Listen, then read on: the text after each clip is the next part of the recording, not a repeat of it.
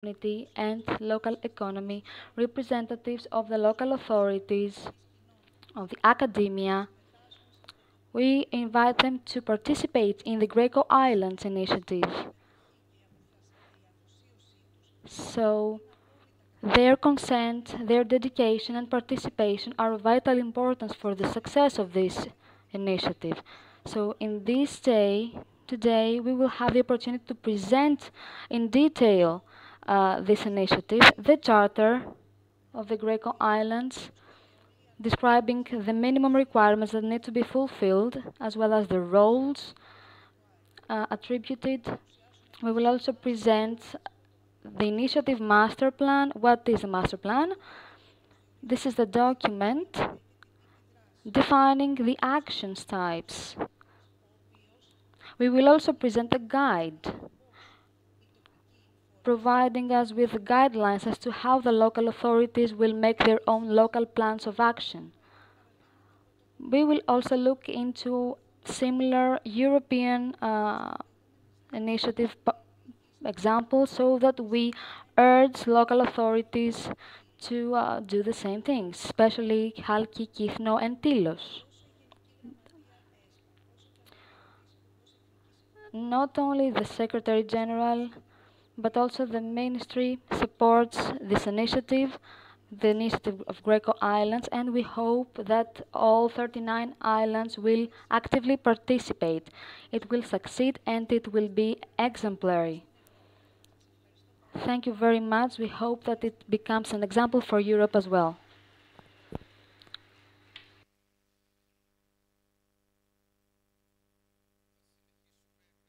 We will keep on with our greetings. Let's start with our Minister, Mr. Gikas, Deputy of Marine and Foreign Affairs.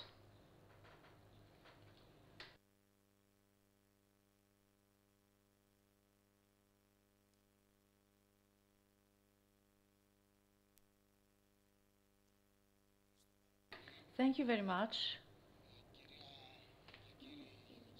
Miss and Mr. General Secretary of Foreign Affairs, of Deputy Mr. Governor, Mr. and Mrs. Mayors, Mr. Rasmussen,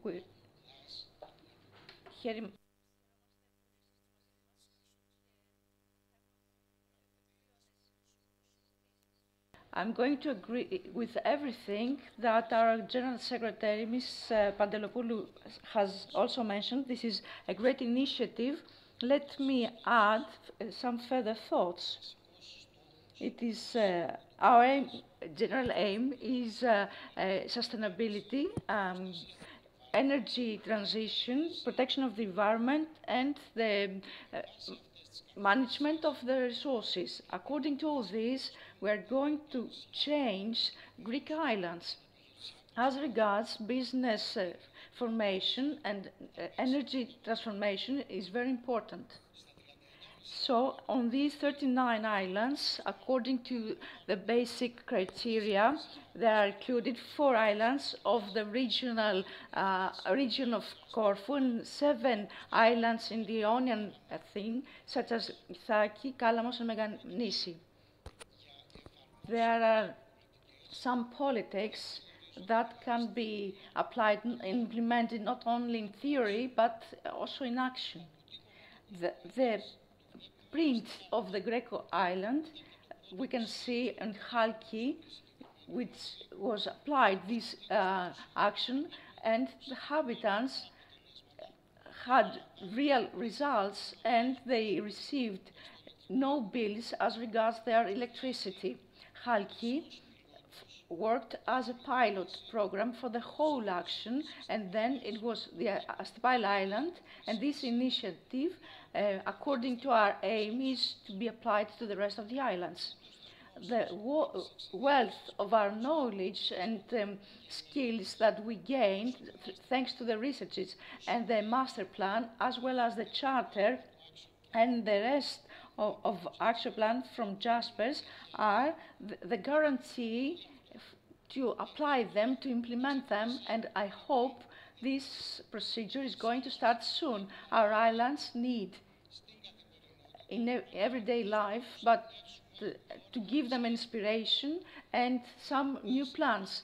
The implementation of this strategy using at the same time renewable energy resources and new technologies could transform our islands to green islands, digital innovation and sustainable development. This is very important to take into consideration the unique characteristics of each island. Thanks to Secretary General, these last 5 years we have presented a coherent plan of promotion of the enforcement of the islands following some specific action, just the ones that are concentrated on facing the lack of water, but also on other sectors such as culture and so on. Everyday communication and occupation with our Secretary General, with all the island communities of our country, and the mayors do know that from Castellao, Risos and all the rest of the islands, have offered us all the knowledge and skills, but mostly understanding the features and characteristics of each island. You do understand that our experience is really important, useful, and should be used practically and in the right way in order to reinforce, empower to a greater level the action that we're talking about today for Eco Islands. As Minister of Maritime, we do participate, and we wish at the same time to reinforce even more our presence and our role in this politics that is of GReco Islands, and in similar actions using all our resources, national or regional, and securing that way our social security on the islands and the social and financial well-being of the inhabitants and their resilience, which nowadays, because of the climate crisis, resilience is something really important. I do wish to have discussion today here, and I wish to the guests to find some time to come in acquaintance with our island and the wealth of Corfu. Thank you very much.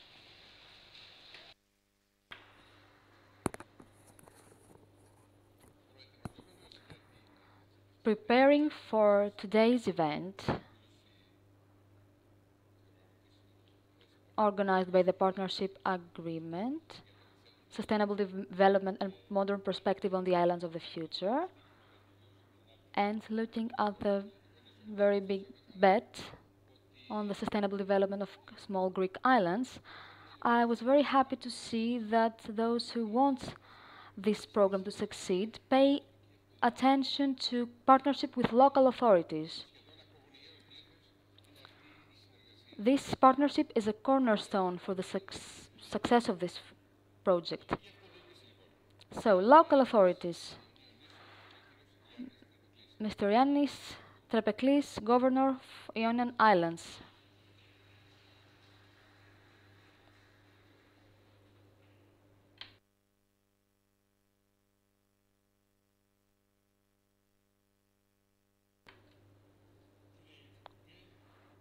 Mr. Vice Minister, welcome back to base. Mr. Mayor, Mr. Secretary General, dear friends, ladies and gentlemen.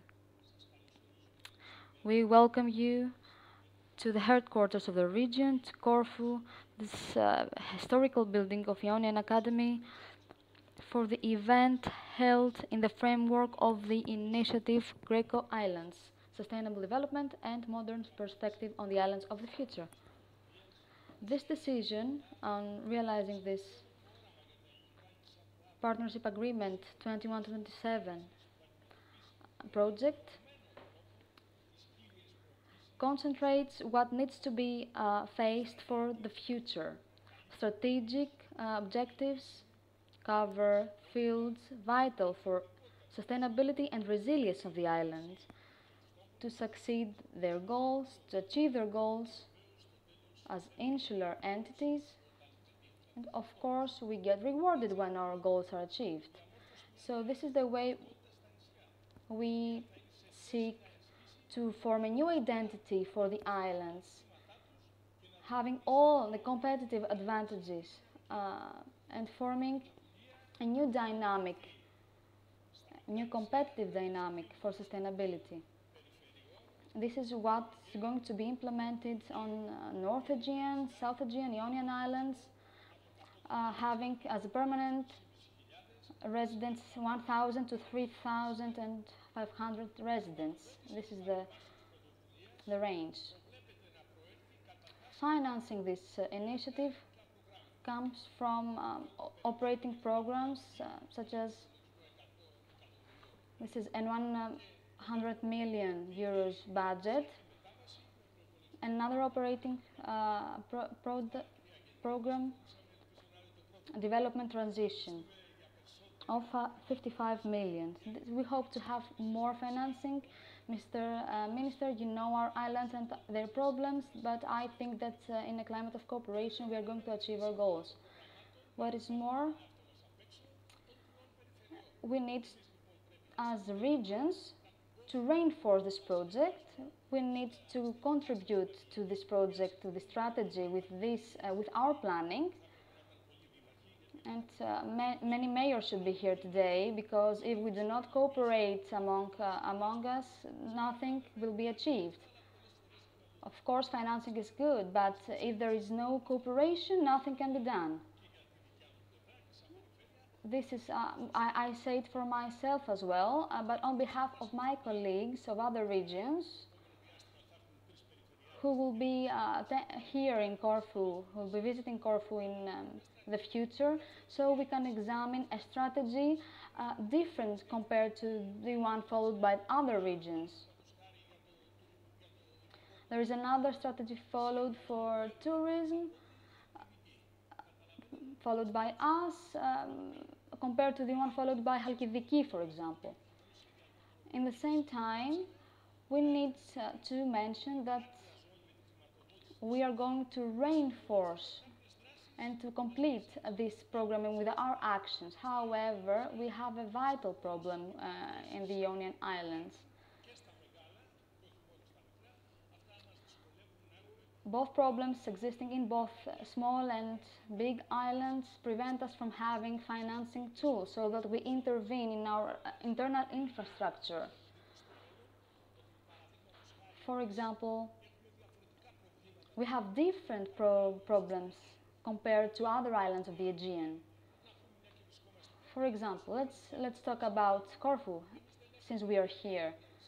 We do not have the Apondia Islands.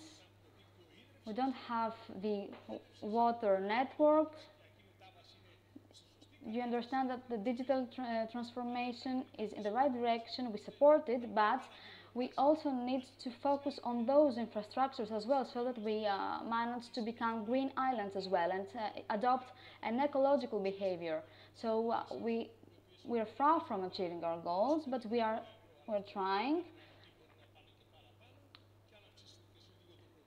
If you increase the budgeting, we can achieve many more.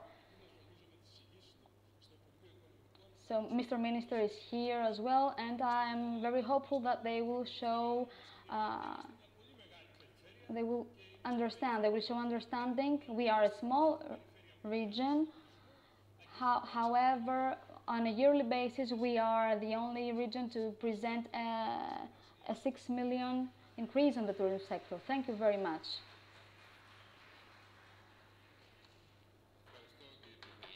Thank you, Mr. Governor. Well, you would realize tomorrow, because we're talking about 10 years of the macro region, that Corfu is related. And you're going to realize what I'm talking about, Mr. Mayor, of Mr. Stefanos Pendarchou Poulimenos, who is going to come to the podium. And we're going to discuss about all this tomorrow. But first, the President, the Mayor.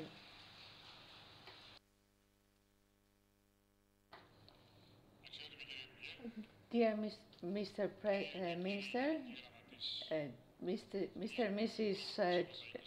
Secretaries, Commissioners, friends, representatives of the small islands, our guests, I welcome all of you and the representation of the small islands to Corfu. I welcome you to the building of this historic building, the first educational building who was established in 1824, 200 years ago.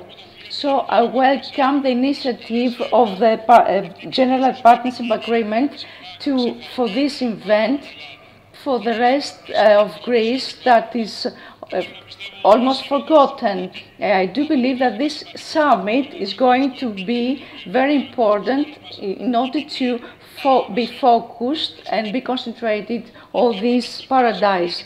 Climate crisis is more visible nowadays and influences more and more our islands. So this initiative, even if a little bit late, is going to represent the transformation of the Greek islands to green technology, digital renovation, and so on. So my community represents 3 small, green and very beautiful islands northwest of Corfu, the Apontion Islands on the northwest of Greece. These islands, thanks to which are extended to the wider region of the Ionian Sea, the inclusive financial zone of our country, and are situated at the borders of Italy and at the same time on the borders with the borders of Albania, our neighboring country. So we do understand there is the exploitation of any tools and funding in order to defend. Furthermore, we want to ameliorate life here of the islands and of the development of our life. A couple of years ago, they participated in quite various programs from which we received technical aid for support for this island. At the same time, we do participate in the program of Clear Islands of the European Commission. We tend to use any source in order to implement programs for the digital transformation on the Apontion Islands. In accordance and help with partners in Greece and Italy, our community participates to use inter-Greece and Italy 21-27 on the project EcoTown in order to collect rubbish and help the economy in the wider project. So our initiative is the implementation of a cyclic economy and to the Paraponti Islands. We do think that the community of Central Corfu and the Apontia Islands support the island and the change from a greener development using renewable sources, reinforcing of green transformation and digital transformation as well. Our aim is to rapidly follow the better position of the island and the better position of our habitants. Our community welcome the initiative of the Secretary General of Partnership Agreement. We are excited to see the procedures supporting and contributing whenever it is necessary. For this reason, the three deputy mayors of the islands and of the islands of the appointed islands are here with us. We do hope, apart from the successful of the event, to have and enjoy your stay. Thank you very much.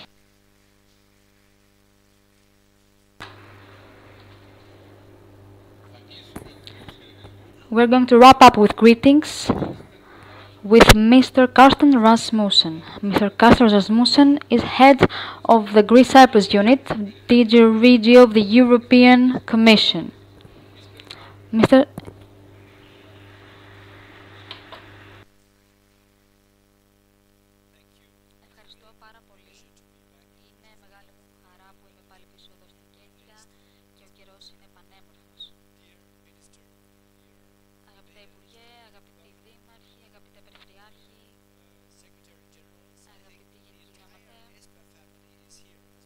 Όλη η οικογένεια του ΕΣΠΑ είναι εδώ σήμερα, όπως θα έπρεπε. Συγχαρητήρια, κυρία Παντελοπούλου, για το σημερινό πρόγραμμα που συγκροτήσατε σήμερα. Θεωρώ ότι θα έχουμε ένα πολύ όμορφο απόγευμα. Θα συζητήσουμε για την έμπνευση της πρωτοβουλίας GReco Islands. Θα ήθελα πολύ να δω όλες τις παρουσιάσεις, ειδικά και αυτή του Samsung. Το GReco Island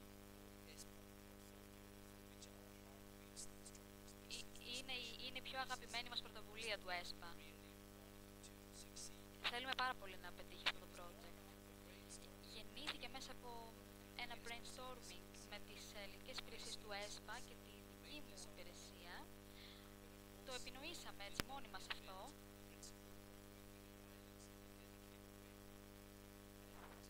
Η βασική μας αρχή είναι το να εργαζόμαστε έτσι με αφοσίωση πάνω στα νησιά. Αστιπάλαια, Τήλος, Χάλκη. Πόσο ωραία δουλειά γίνεται σε όλα αυτά τα νησιά. Πρέπει να πάρουμε έμπνευση από αυτές τις πρωτοβουλίες. Πρέπει να μάθουμε και πρέπει να εξαργυρώσουμε τα ωφέλη που θα προκύψουν από όλη αυτή τη δουλειά. Κανείς δεν έχει προσπαθήσει να συμπεριλάβει τόσο πολλά νησιά και τόσες περιοχές παρέμβασης ξανά σε κάποιο άλλο project, και γι' αυτό θα πάμε και τόσο πολλά χρήματα. Βρήκαμε λοιπόν ένα ωραίο όνομα, όμως αυτή η πρωτοβουλία απαιτεί πολύ συνεργασία. Η Ελλάδα είναι περήφανη για τα νησιά και έτσι θα έπρεπε όλοι οι τουρίστες να πλησιάζουν τα νησιά που επισκέπτονται στην Ελλάδα. Οι τουρίστες έρχονται εδώ για να δουν το παράδεισο και τον βρίσκουν. Ο ήλιος, η θάλασσα, το φαγητό, οι άνθρωποι. Και μετά βλέπουν και την όχι τόσο ωραία πλευρά, ότι δεν είναι όλα τέλεια. Με αυτή την πρωτοβουλία θέλουμε να βεβαιωθούμε ότι αυτά τα νησιά που εκπροσωπούν με κάποιο τρόπο την Ελλάδα στον υπόλοιπο κόσμο είναι όντως ο παράδεισος που προσπαθούμε να πουλήσουμε στους τουρίστες με αρκετή επιτυχία. Αυτό δεν σημαίνει ότι θέλουμε να αντιμετωπίσουμε τους κατοίκους των νησιών ως πολίτες δεύτερης κατηγορίας. Δεν τους θέλουμε εκτός, τους θέλουμε εντός αυτής της άσκησης. Θέλουμε αυτά τα νησιά να είναι ένα έτσι ζωντανό εργαστήριο αναδημιουργίας του περιβάλλοντος. Κάποια από αυτά που θα κάνουμε θα είναι εύκολα, θα είναι γνωστά με γνωστή τεχνολογία, θα ξέρουμε πώς θα το κάνουμε, πώς θα τα λειτουργήσουμε, ξέρουμε πώς να κάνουμε αποκέντρωση, θα εφαρμόσουμε κάποια από αυτά που κάνουμε στο παρελθόν και θα βρούμε τρόπους να βελτιώσουμε τη λειτουργία.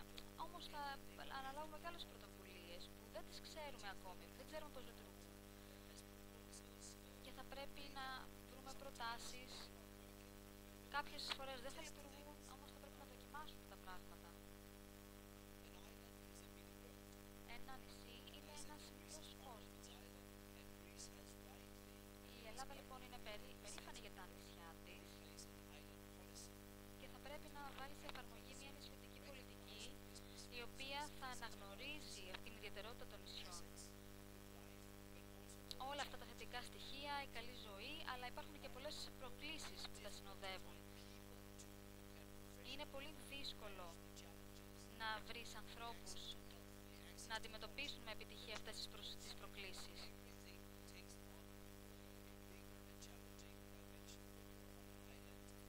Όλα γίνονται πιο δυναμικά, είναι μεγαλύτερες προκλήσεις όταν ζει κανείς σε ένα νησί, όμως θα δείξουμε ότι είναι πιθανό να ζει κανείς με βιώσιμο τρόπο σε ένα νησί, να αντιμετωπίζει τις προκλήσεις και να ζει παράλληλα μια σύγχρονη και ευχάριστη ζωή χωρίς να πηγαίνει πίσω στο παρελθόν.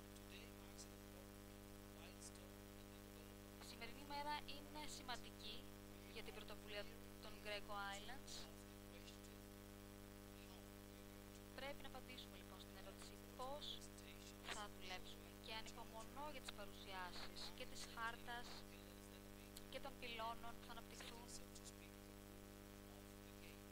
γιατί αυτά θα αποτελέσουν τον κανόνα του παιχνιδιού. Θα πρέπει να το ολοκληρώσουμε όσο το δυνατόν συντομότερα, ώστε να προχωρήσουμε στην επόμενη φάση. Η επόμενη φάση περιέχει ακόμα περισσότερες προκλήσεις, με βασικότερη από όλες το πώς θα την εφαρμόσουμε, πώς θα κάνουμε την εφαρμογή. Αν έχουμε λοιπόν το πολύ 3.000 κατοίκους σε ένα νησί, πώς θα τους ενημερώσουμε, πώς θα βρούμε τεχνικούς που θα είναι σε θέση να ξέρουν τι θα κάνουν. Πρέπει να βρούμε εύκολες λύσεις, πρέπει να αναπτύξουμε εργαλεία, θέλουμε μια εργαλειοθήκη ώστε να προσφέρουμε συγκεκριμένες λύσεις. Έτσι πρέπει να διατηρούμε έναν ισχυρό διάλογο, λοιπόν με τους κατοίκους. Ζήτησα από την Μαρία Καναδά Πιντήλο πώς μιλάς με τους κατοίκους. Δεν μπορώ να το κάνω αυτό με τους ανθρώπους στην Αθήνα. Δεν μπορούμε να αξιοποιήσουμε τις ίδιες μεθόδους, όμως κανείς δεν μπορεί να κρυφτεί σε ένα νησί. Ο καθένας μπορεί να εκφράσει τη γνώμη του. Το ρολόι χτυπά, υπάρχουν χρήματα, υπάρχουν πάνω από 157 εκατομμύρια ευρώ, τα οποία περιμένουν να διοχετευτούν στις κοινότητες των νησιών. Πρέπει να εργαστούμε σκληρά, όμως πρέπει να επιταχύνουμε την εφαρμογή. Γιατί αν κάτι δεν λειτουργεί με το ΕΣΠΑ, είναι τα χρήματα που δεν αξιοποιούνται. Ο χρόνος είναι χρήμα. Ο χρόνος είναι η απώλεια, μάλλον ο δωρητής διορθώνει, τα χρήματα που δεν αξιοποιούνται συνεπάγονται απώλεια ευκαιριών. Επομένως πρέπει να επιταχύνουμε. Ας υποσχεθούμε λοιπόν ο ένας τον άλλον ότι θα αναλάβουμε δράσεις στα νησιά έως του χρόνου. Μέχρι το δεύτερο μισό του επόμενου έτους θα πρέπει να έχουμε δει αυτά τα αποτελέσματα. Γιατί αν δεν έχουμε αυτά τα αποτελέσματα, οι άνθρωποι δεν θα μας παίρνουν στα σοβαρά. Πρέπει να δράξουμε την ευκαιρία, είναι μοναδική, θα τοποθετήσει την Ελλάδα στο επίκεντρο του χάρτη με τις πρωτοπόρες χώρες, επομένως ας το κάνουμε αυτό μαζί. Ανυπομονώ να δω το πρόγραμμα.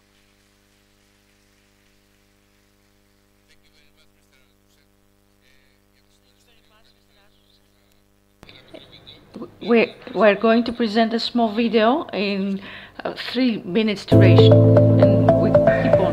Thank you.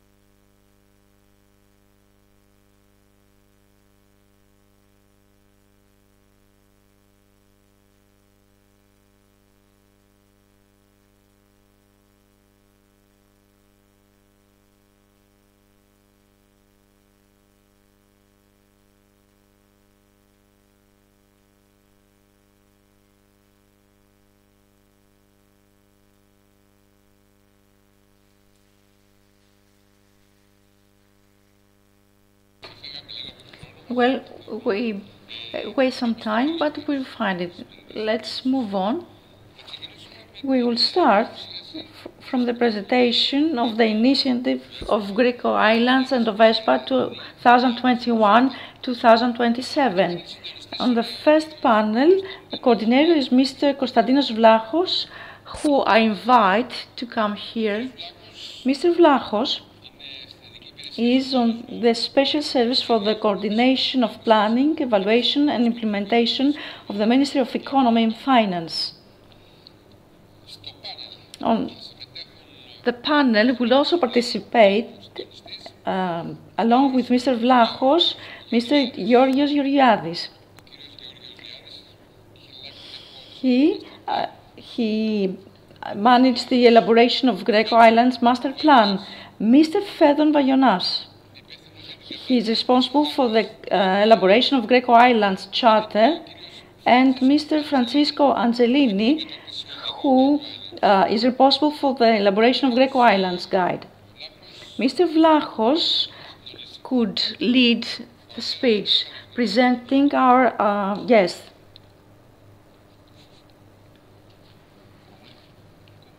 Well, can you hear me?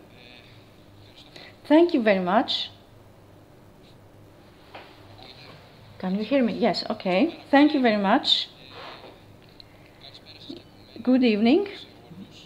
I welcome you. It's my honor being here and present this initiative and planification that is under construction, and we hope that up to the end of the year it would be implemented as soon as possible. Well, how did all this started?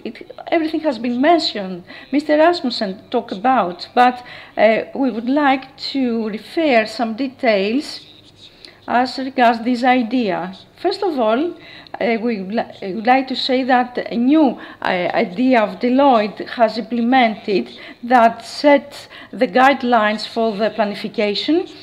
Under this framework, we've made also some consultancy with all the representatives of the region, of some authorities of the educational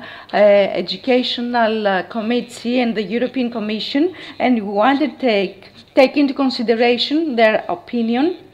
At the same time, a new expertise has been elaborated from the University of Greece, where a further analysis as regards water and energy took place on the islands of Patmos and Isiros. And we added a ministry decision that defines the governance of this idea, and there was established a committee of guidelines and coordination.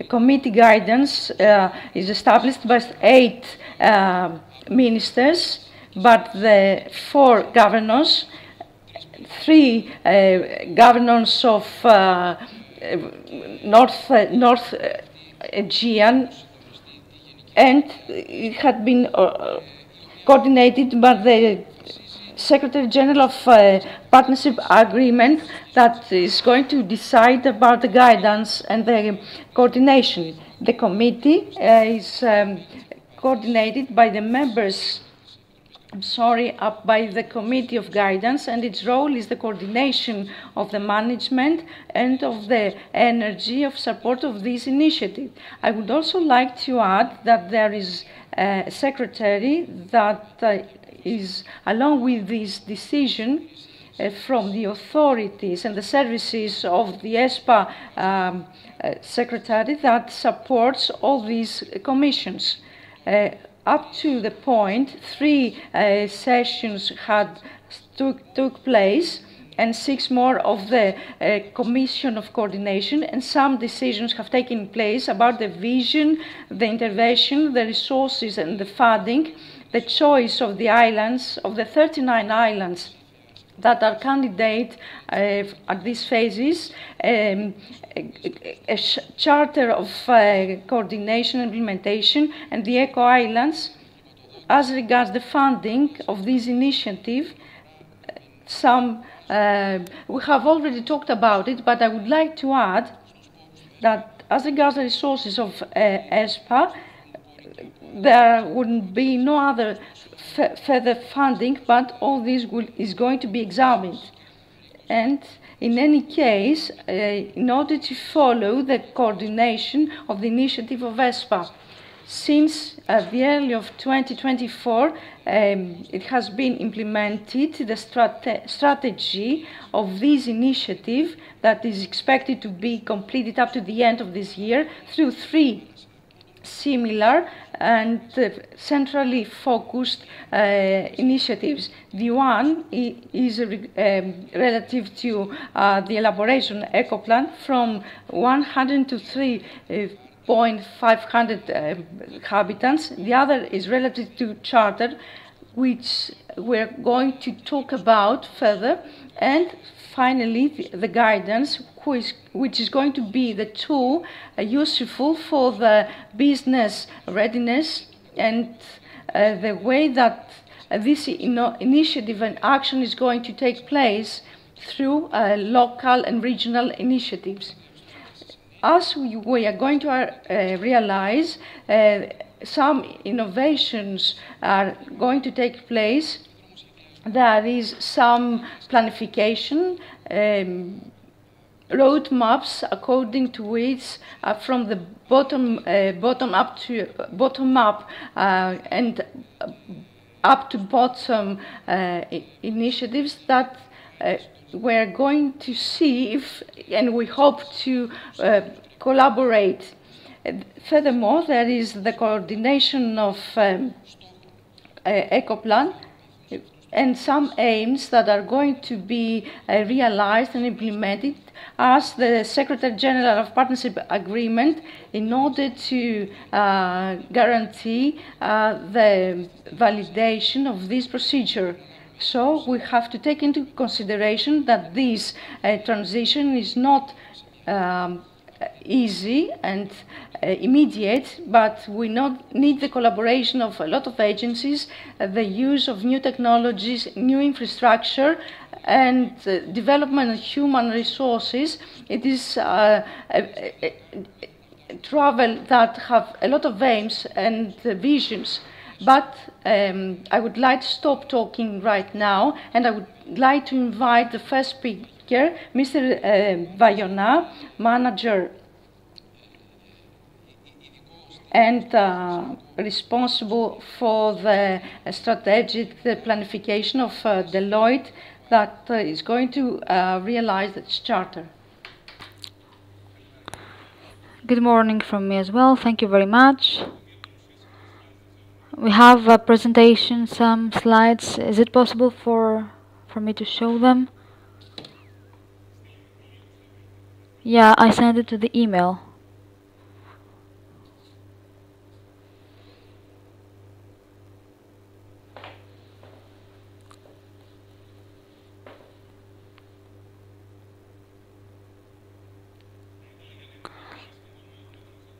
To be honest, I would like to have it from scratch because there is an important slide helping understand the whole context. Yeah.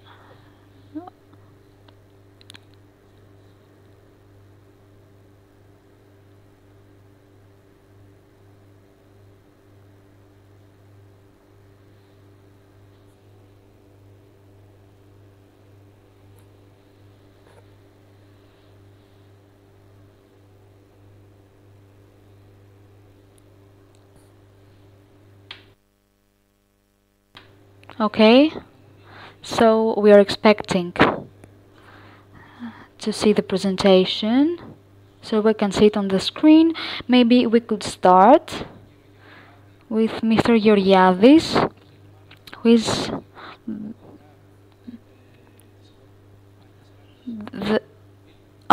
sorry, here it is, the presentation, so we can move on to Mr. Vaionas.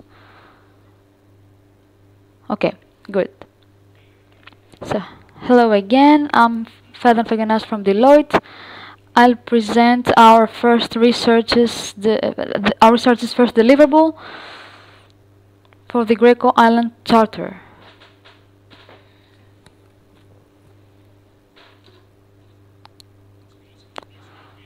starting from the implementation framework, I would like to start how all three researches are connected. What is the process for the interested islands? We have the GReco Islands Charter showing the objectives and the framework of the accreditation. This is the rules of the game, as previously mentioned. Then we have the master plan,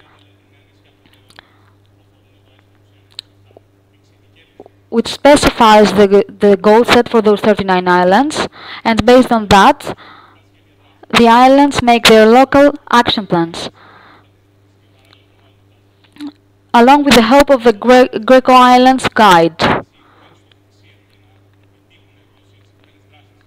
So we need to set the goals to achieve the objectives, and so that each island receives the sign. As soon as the actions are implemented, the sign is attributed to the islands. Now, in our case, the Charter of the Islands, we have 5 deliverables, commencing from defining GReco Islands, how do we acquire and how do we manage this signal of GReco Island, how do we have the results, and then elaborating a plan on the decision to be published on the GReco Island Charter. Setting goals for GReco Islands falls under 6 pillars. We have 3 thematic pillars: energy transition, sustainable management of the resources and environmental protection, and entrepreneurship, innovation, digital transformation, and reinforcing human resources. For each one of these pillars, we have strategic goals. Strategic goals means quantity goals. Quantity goals means measures, specific actions that need to be fulfilled.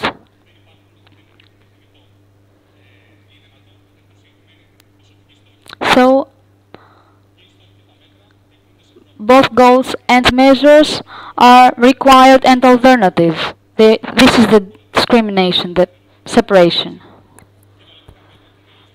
We have required and alternative measures from different lists that we have worked on, from which they can select to implement only some of them.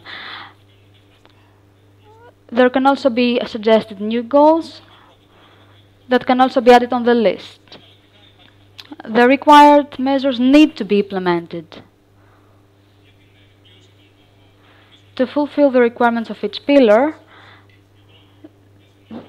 the island needs to have a grade consisting of the points accumulated by the charter policy.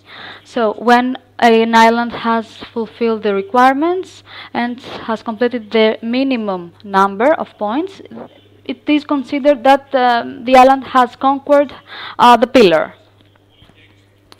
So let's see how it goes. So the plan is submitted and approved. There has been a landmark, a transitional objective. So in between, the island receives the signal of eco-transition. And then when it comes to the end goals, if they're fulfilled, the islands receive the accreditation of GReco Islands. So, in the end, after an island has received the accreditation, they are committing to continue going after the goals set and preserve the signal. So, this is why monitoring is required.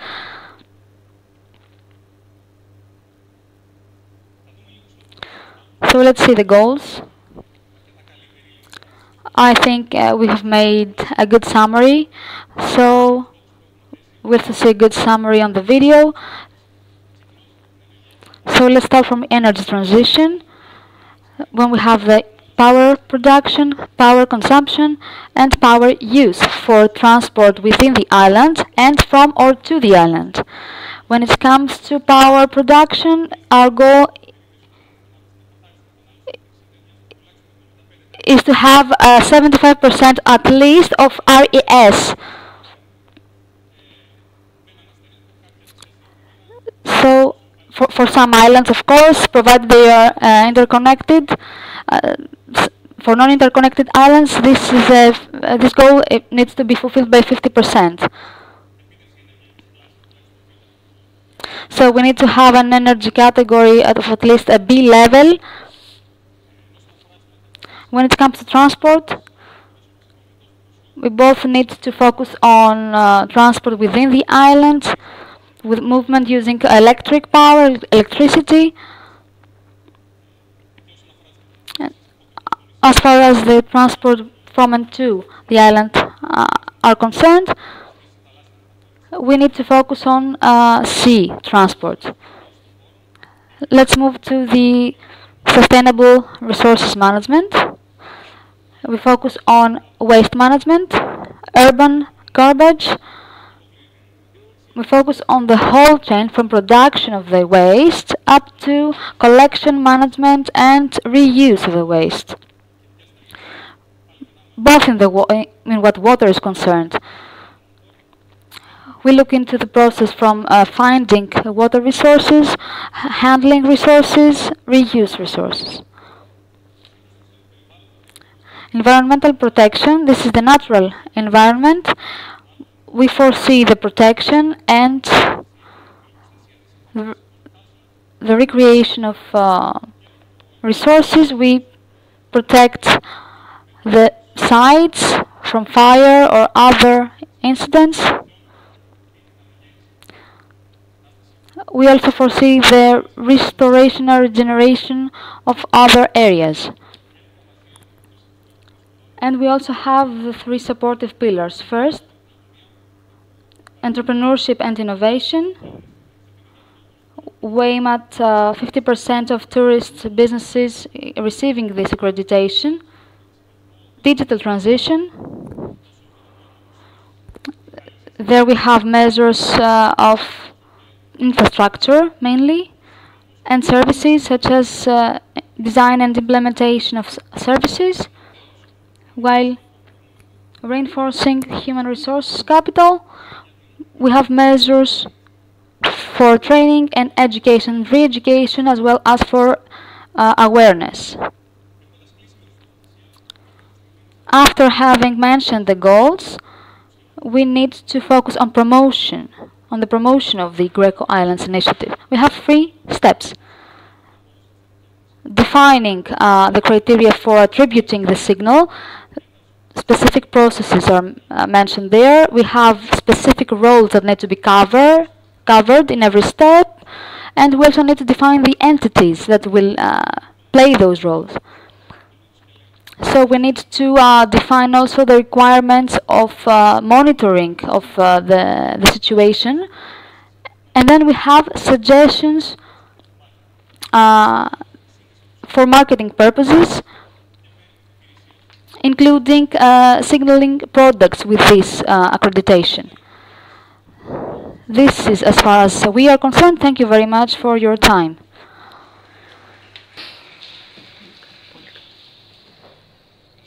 Thank you, Mr. Vayornas, for this summary presentation of the Charter. It is definite that there would be a lot of questions, and maybe there are some other points of views which maybe today we are going to discuss, because we are planning to organize a big reaction of consultancy. I hope Mr. Kyriakos is going to be referred, and we are going to visit the islands and listen to their aspects and discuss all these point of views. Let's move on to Mr. Georgiadis, who is a project manager of the elaboration of GReco Islands Master Plan, and who is a consultant on the consultancy of the European Investment Bank, which is called IMPASA. The speech is yours. Can you listen to me? Well, we may have the other presentation, please. Well, I'm going to present the logic, not the results, because we will need some more time, and it is something we are going to discuss in the near future. PASA group was engaged to this action thanks to ESPA, leading a group of consultants and researchers about this object. Let's see the procedure. It has also been presented. We have seen the schedule and how this initiative works. Master plan is the blue boxes. It's the action, the technology, the resources, the funding, and the results and the consequences in order to move on to the way that local action take place for the islands. Basically, master plan is to make a diagnosis and move on to analysis about these islands with original projects and some databases, and using one by one any analysis or any ESPA state funding and support in order to find out the situation. And on the second part, there is technologies, economic planification, because basically this is the focus of ESPA, which is 100 million, and 55 of them should be used. But we should take into account the resources for these regions that totally give us a total of the region, which is going to be expertized at overpass 250 million euros. And you should take that in consideration. Mr. Rasmussen is responsible for this project. So there are a lot of parameters, but in order to follow and move action to the islands, among which 4 of them have taken the initiative, we will need the appropriate agencies. The first part that is completed aims to present the elaboration of the islands, where they are similar, where different, what is the distance from our aims, and at the same time what can be done. There is also evaluation of the contribution and what has been organized North and South Aegean, having into mind some projects. Yes. Is it better now? Thank you. Well, there are some particular projects to this region for the total of the funding, among which could help the sectors, the fields of intervention, and the final target of GReco Islands, in order to be expert on the needs and to follow the sectors we are going to move on, and to see, to foresee all the needs. Well, I would like to be mentioned to all the fundings that have already taken place. Well, see all the past GReco Island initiatives, Astipaleo, GReco, iStrati, and so on, to evaluate what are the results, what are the positive, the negative points, the mechanisms. You should not forget that just one of these initiatives were thanks to ESPA, but the rest of them were mostly private initiative, so there were no mechanism of any further choice. So it was actually an exercise, a training to see the results and which were the results.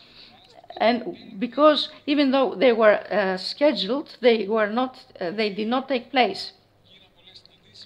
There were a lot of meetings and a lot of data was collected, but actually we're talking about 39 islands and 218 regions that have less than 100 inhabitants. It is very important that we are going to file. It is the unicentrality or multi-centrality of any island, and this can be seen in the energy, transportation, and tourism. It is quite different to talk about Halki. It is just a region, community, or istrati, and quite few people, and it is totally different about Sithnos or Kithnos, a lot of transport, tourism. Furthermore, tourism and the lack of tourism in quite many islands. There are 39,500 inhabitants, and 6 of them had an increase of population, but not the rest of them. So there is a difference in their dynamic among the islands. I mean, plus 35 to Adiporos to minus 35 in Ikusa. So we're talking about a lot of disparities. There is not, they cannot be faced as a group of islands with the same needs. There are dynamic and more students on the islands than the rest of the Greece, and they follow the development standard. And without moving on to the rest 17 sectors, as I have already mentioned, emphasis should be given to the way all these are going to be implemented. After the end of master plan, what we can use from ESPA, action, technology, or some other actions, new actions, and open some fundings as regards measures that will be included and be given to the islands.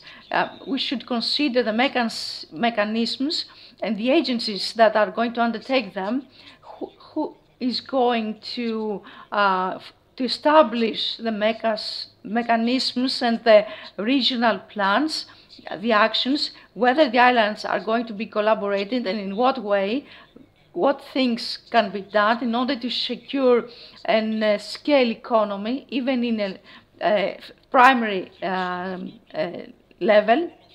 And all these action and object demands a lot of coordination among the islands. So the consultancy and the coordination is separated 2 levels. The first one is the one that is going to take place according to Eco Plan and Charter. It is related to a lot of meetings to the 4 regions of the Ionian, and we hope, apart from a meeting that would be regional, that is among the authorities and the mayors of each region, to include a second day that discussion and visit and data collection is going to take place in order to be able to find out what we did right or wrong, what are the results, and of course we should also discuss and talk with the inhabitants of the islands. A second level would be a consultancy locally, that is when the local plan action is going to take place. Now, if we move on to something more indicative, we need to understand which the result of all this. What we need to know is to find some decisions and actions that will realize the actions? Well, we can see different procedures. There are no solutions actually, but what we need to find is to find unique solutions related to the services according to the ecosystem, or some more technological or engineering solutions as regards water, for instance, and at the places, squares, desalination or wheels, to evaluate them technically and economically, and then to find out whether the islands could could work and could use this final project. But you know, it's not the final one, as I've told you, but we are under discussion now with the general secretaries at this very moment, but we need some support at this very moment, as I've told you, because there are no sustainable management if you do not know where the resources are, what are the necessary, what is the necessary water, what are the needs for the future, and so on.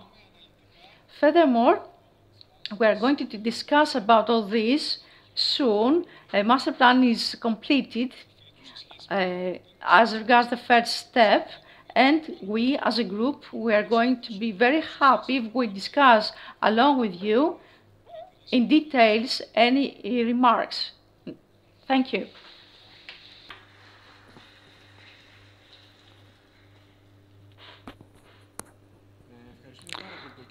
Thank you very much, Mr. Georgiadis, for this short but inclusive presentation.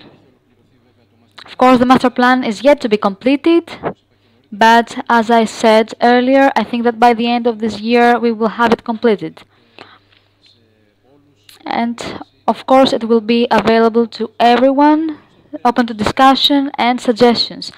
So, for the end, I would like to invite Mr. Francesco Angelini from the European Investment Bank Jaspers project. He's an energy economist and he's the project manager for the GReco Islands guide elaboration.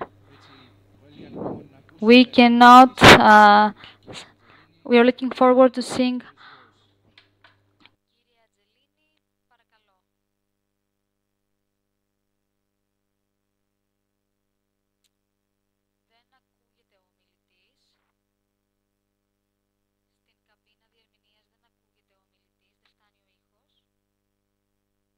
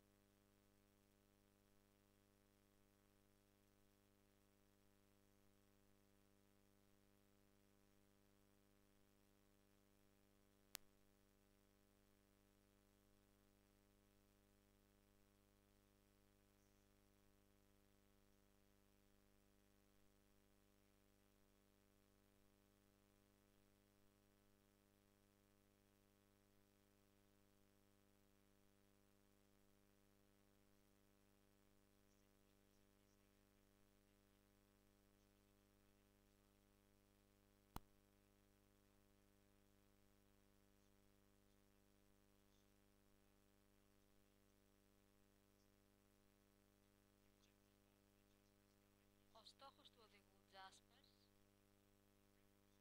είναι η έβρεση κοινών πλαισίων προσδιορισμού των κοινών μέτρων.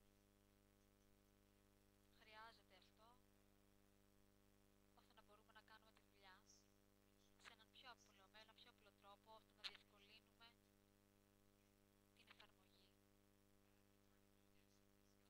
Το κοινό στόχος του οδηγού the local authorities, but as well as the experts, the consultants that you will associate to carry out the analytical and preparatory work. Here you see high level the structure of the guide. So three main parts. First part on the key principles and the methodological approach. Second part is really the core, if you want, the mechanics of the methodology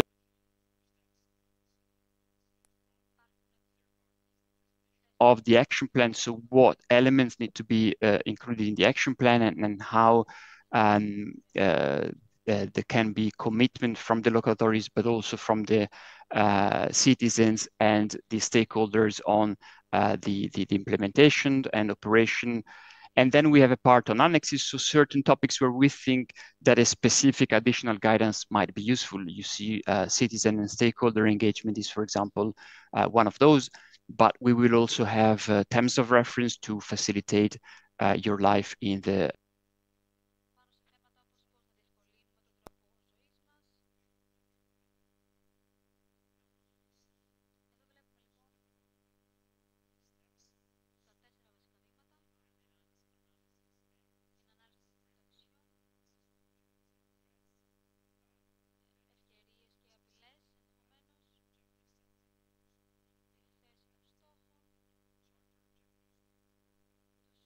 τους στόχους της χάρτας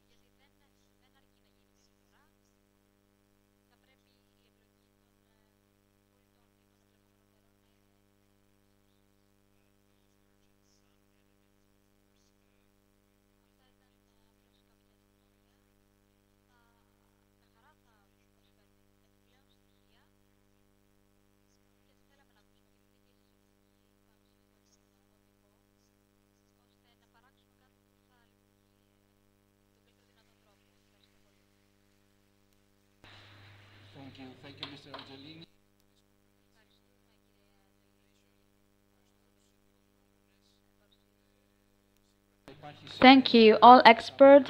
Of course, this is to be continued. The results of all these works and projects will be discussed. Uh, One way or another, this is just a kick-off event for discussion and dialogue among all the stakeholders, and for sure we want the local authorities by our side.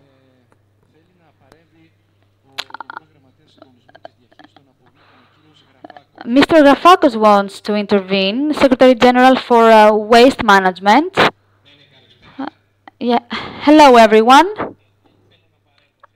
I do not want to intervene to this presentation,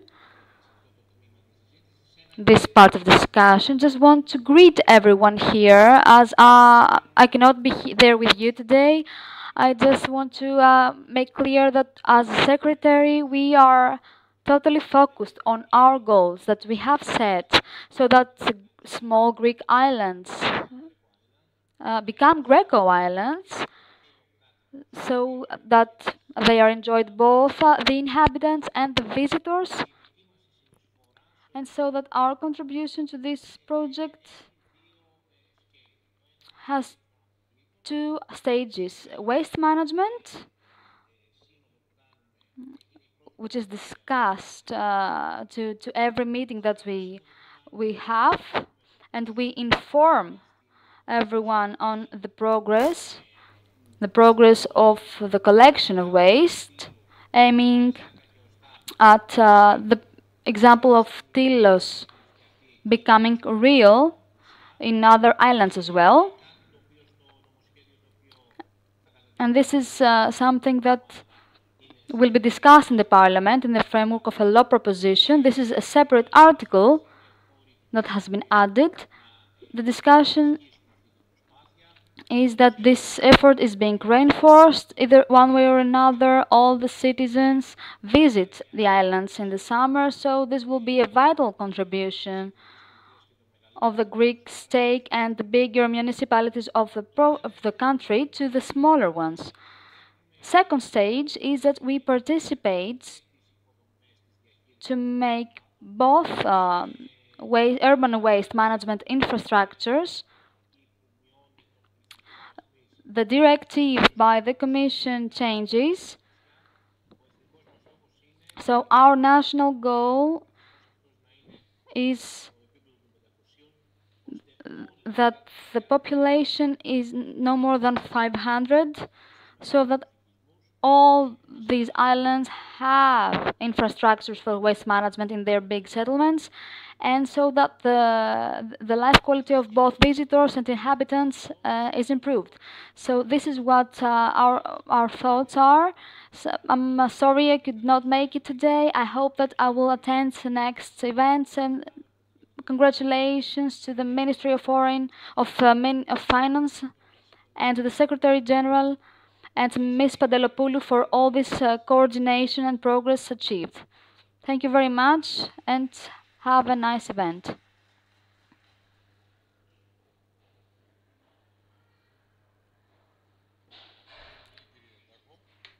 Thank you very much, Mr. Vlachos. Well, what is going to follow? Well, there's another panel, but I would like to remind you that at 2:30 there will be a little break for a light meal according to the program. Now, there's the second panel, which is referred to the experience of the European initiatives. Basically, we're talking about the actions that contribute to the GReco Island strategy and its collaboration with equivalent European networks. For this panel, coordinator is Mr. Kostas Komninos.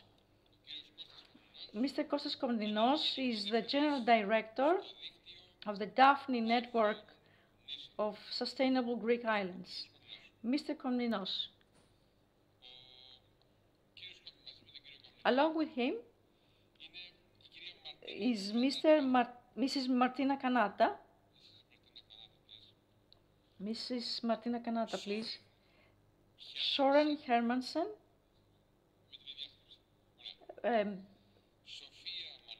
Sofia Manelli and Salvador Suarez Garcia.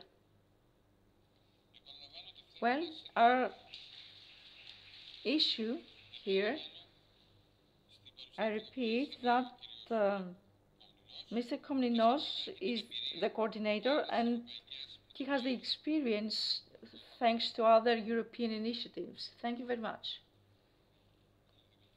Yes, I would like to make an introductory speech.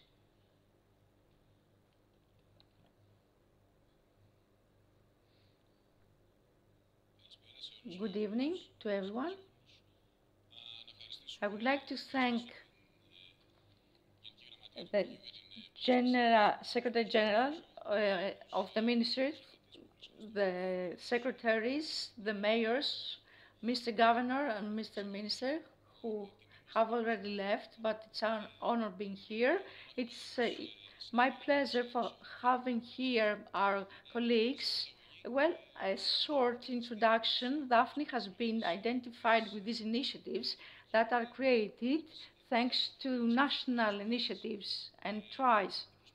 These tries are the following up of the regions, the mayors of the islands, and the governments that frequently do the best they can and visit the ministers, the European Commission and Parliament to move on. And we're going to talk about these initiatives and which are the results of the regions to identify the islands as regards clear energy, but also to a wider range as regards tourism that we do here. We do listen in the eco plan. I hope that Daphne is something you do know. It's a network of the island network with 56 members.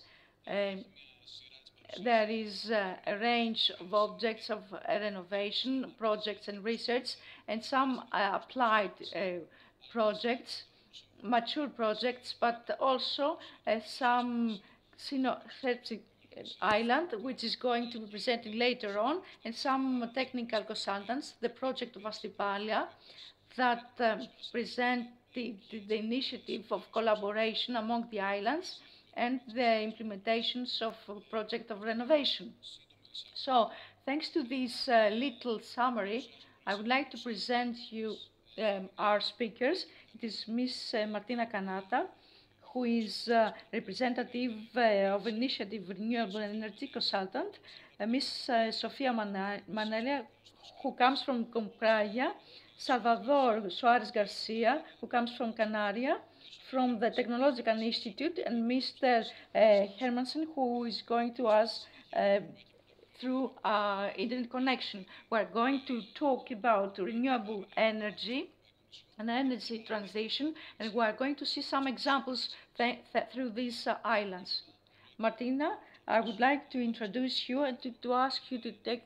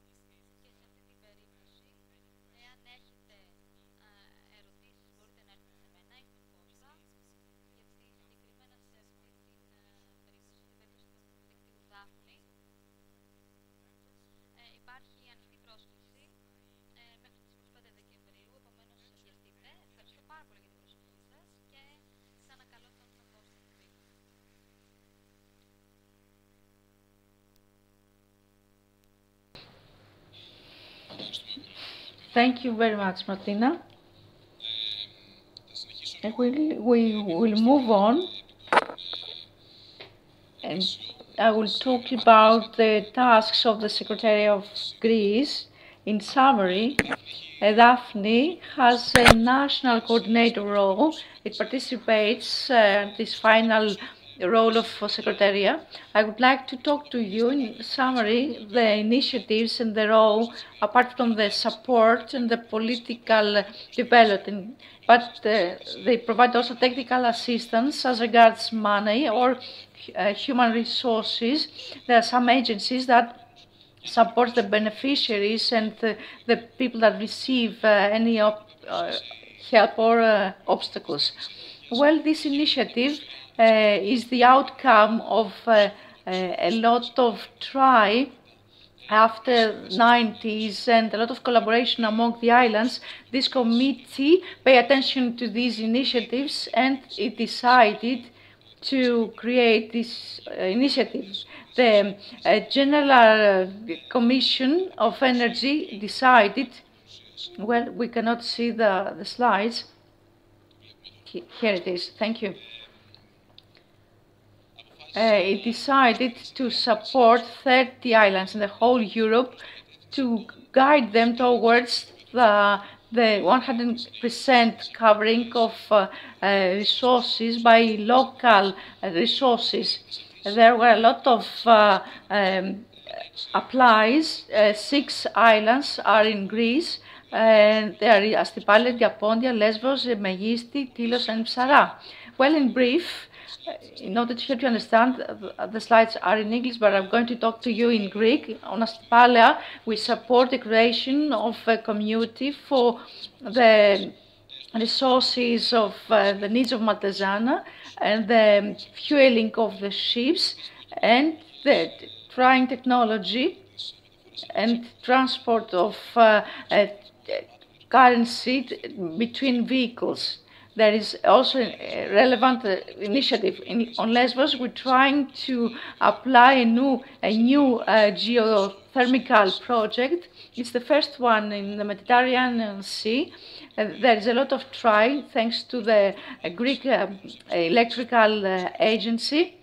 Recently we made an event and we talk about the local authorities, the use of the waste on Lesbos, because there are a lot of them thanks to branches on other activities of agriculture, and finally some farm and wind activities. What has not been mentioned is the collaboration of communities, some agencies. Here are some renewable on Lesbos and Astypalia. In the case of Megisti, there is the Greek service of current, and they also decided about the aspects ideas. There are some completed ideas, and we're trying to find new ways of production of energy. Tilos, in collaboration with News Energy Group, who has already elaborated a lot of centers using batteries and panels in Greece, in Europe, and the whole world. Mayor and the president of Daphne. There's a try also to make the system work totally, even if there is no currency on the island, and the elaboration of project for the project of a marine currency, but also energy of the municipal buildings. Well, also a lot of research and studies in order to create a new framework and elaborate the projects. There is also collaboration among the PPC and the municipalities. Here are some participation of the Parapodi Islands.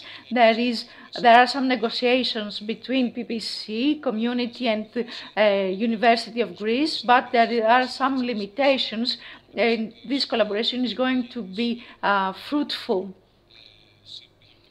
there was also a meeting among the members and the fundraising people, and this is going to be the 30th, the last island complex that participate on this project. A second tool, and this is going to terminate my talk, is NESOI. It is a funding tool that provides resources for the mature of projects. You can see 11 of football match, we can say, of the islands.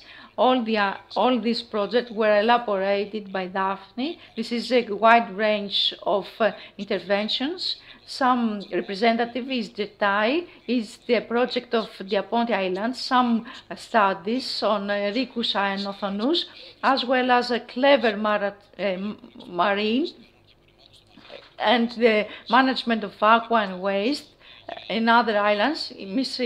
Idreu is here, who is the ex-mayor, who also participate on this initiative, and we also will keep on the capitalization and the realization of this idea, which is the material that is going to be mature in the near future.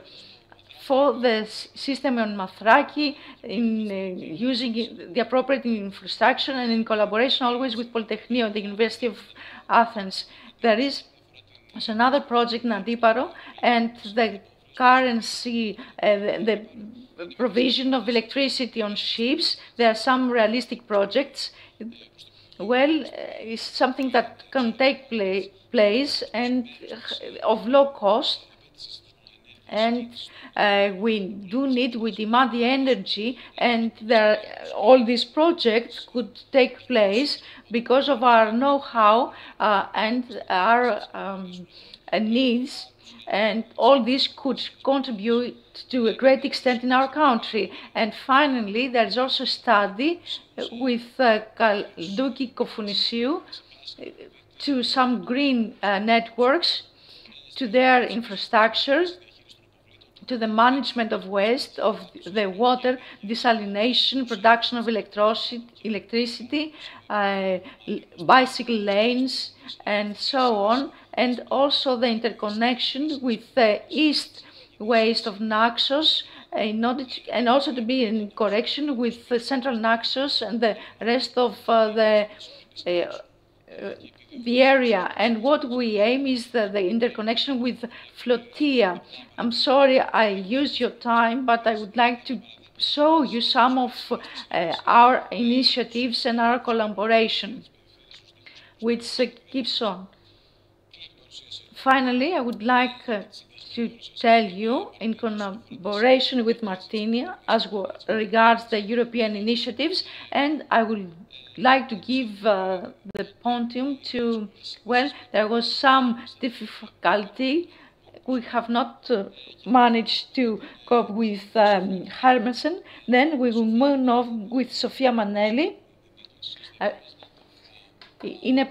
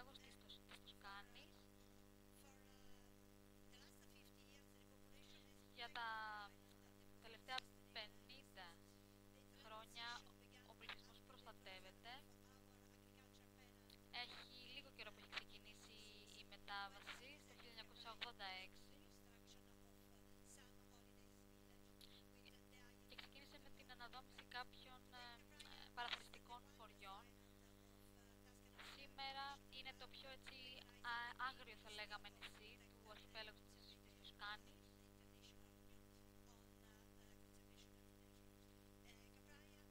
Το νησί της Καπράια, όπως βλέπετε, βρίσκεται στο κέντρο του πελάγους.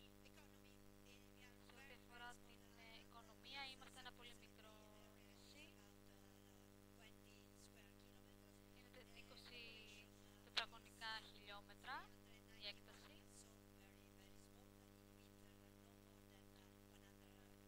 Περίπου 391 κάτοικοι είναι έτσι, μόνιμοι, τον χειμώνα ακόμα λιγότεροι. Επομένως, σε ένα τέτοιο νησί ασχολείται κυρίως με τον τουρισμό. Και το ΑΕΠ φτάνει τις 20.000 το χρόνο. Επομένως, θα θέλαμε να αλλάξει κάπως και να μην είναι αποκλειστικά τουριστικό. Είμαι πρόεδρος στο project Capraia Smart Island. Δημιουργήθηκε το 2017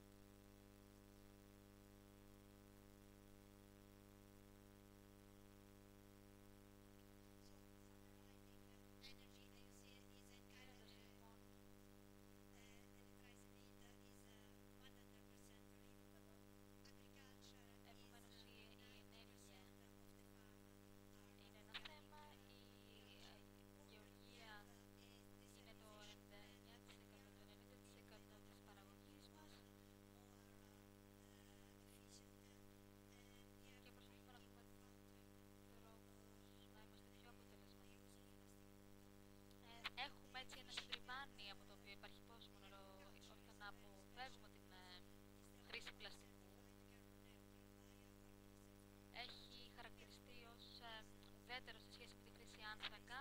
Είναι το μοναδικό νησί.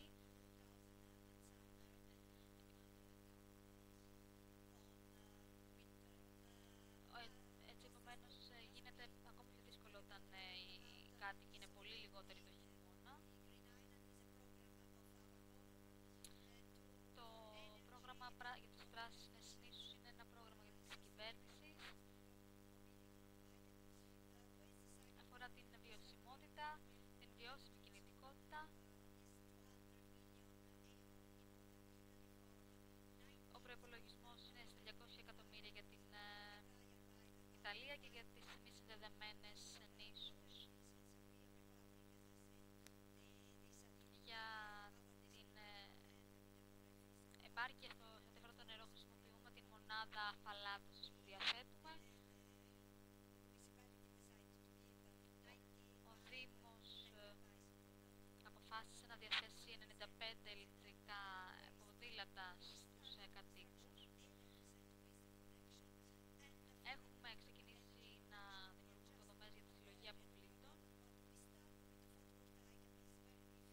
Ξεκινήσαμε λοιπόν από τα φωτοβολταϊκά, τα οποία έτσι συνεπάγονται πολλές γραφειοκρατικές δυσκολίες. Το 2023 γίναμε έτσι πρότυπο για την Ευρώπη. Το μοναδικό ιταλικό νησί. Είμαστε πάρα πολύ περήφανοι γι' αυτό και χάρη στην συμμετοχή σε αυτό το πρόγραμμα.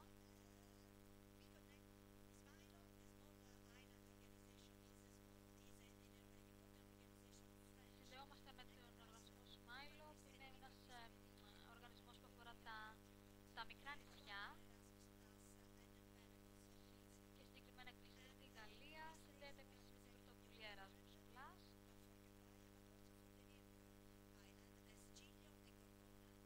και αφορά και τα γειτονικά νησιά Τζίλιο και Γκοργκόνα. Η Γκοργκόνα είναι ένα νησί έτσι που έχει φυλακές.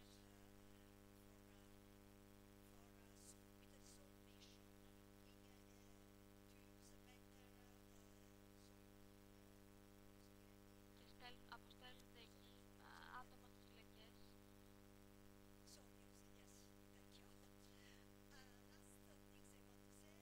Με σκοπό την καλύτερη χρήση του εδάφους. Θα ήθελα να σας καλέσω να συμμετάσχετε στο Capraia Smart Island το Μάιο του 2025.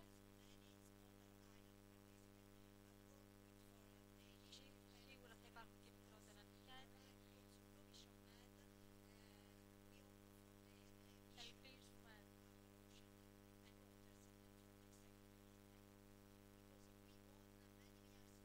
να έχουμε την επιτυχία σε αυτό το έργο. Πριν από μερικά χρόνια ξεκινήσαμε με τα φωτοβολταϊκά και έχουμε καταλήξει εδώ, το οποίο είναι πολύ ελπιδοφόρο για εμάς. Ευχαριστώ πάρα πολύ.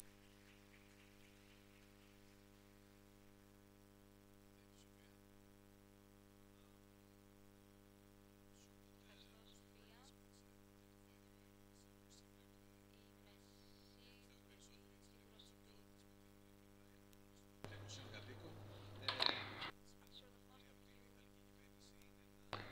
I'm sure that most of you see the similarities between Capraia and your islands, using many resources around 200 millions in an intervention grid comparable to this one of GReco Islands.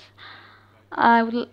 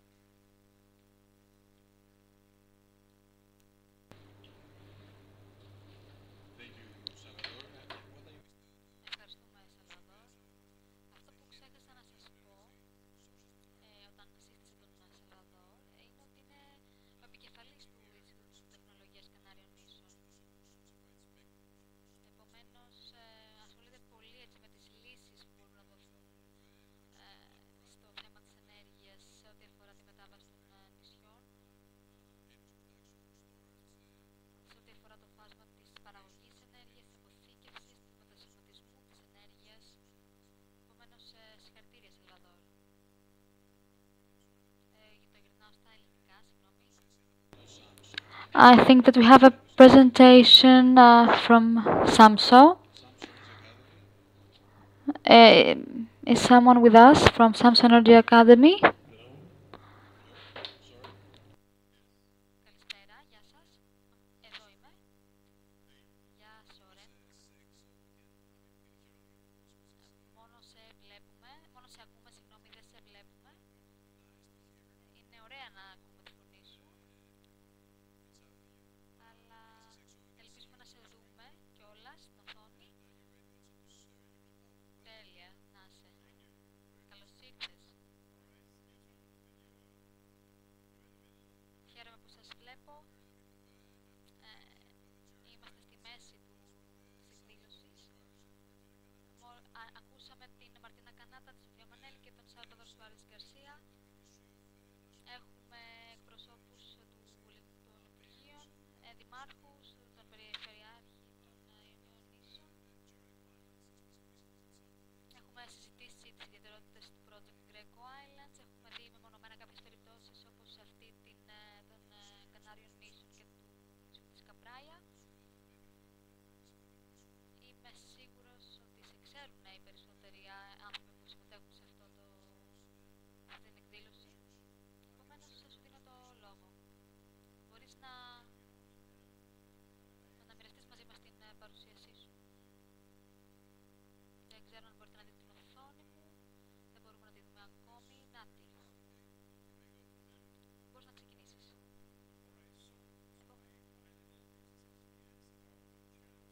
Η μικρή μου παρουσίαση αφορά τις προκλήσεις της μετάβασης. Το ξεκινήσαμε αυτό κάποια χρόνια πριν και ο στόχος ήταν να απαλλαγούμε από την χρήση ορυκτών καυσίμων.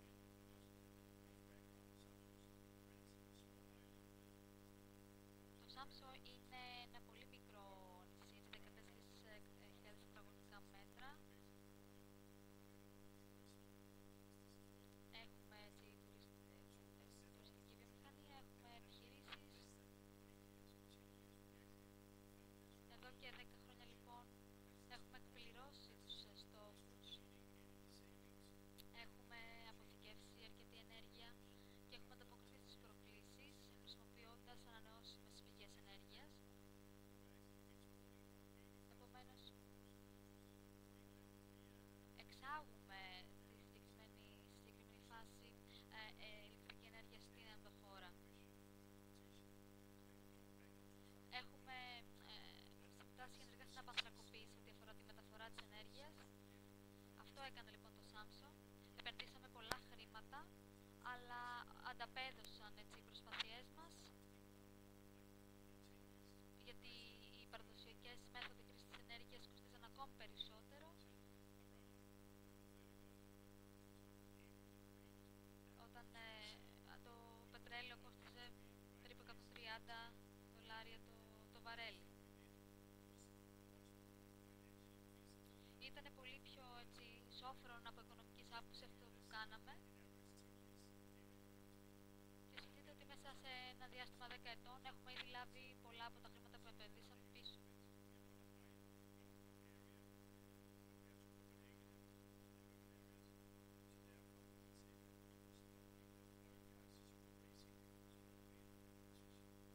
Επομένως, ήταν ευτυχές που οι τιμές μας αυξήθηκαν κάπως ώστε να προετοιμαστούμε για την μετάβαση. Είχαμε διαφορετικές εκδοχές σχεδίων δράσης. Επομένως, είχε και το Σάμσο ένα πλάνο για την κλιματική αυτή προσέγγιση.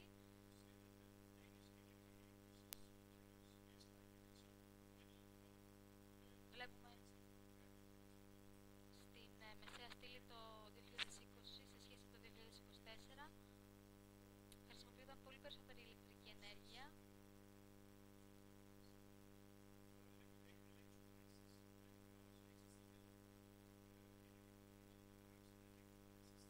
Χρησιμοποιούνταν πολύ περισσότερο η τεχνική της ηλεκτρόλυσης,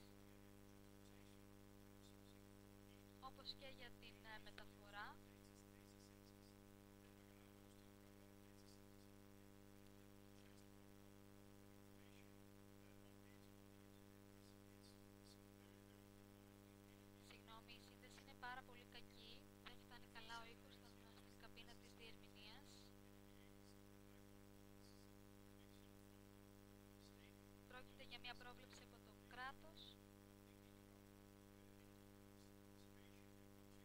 όταν σκεφτόμαστε έτσι το θέμα της συντήρησης και των νέων τεχνολογιών, πιστεύουμε ότι η τεχνολογία θα κάνει διαφορά στο μέλλον.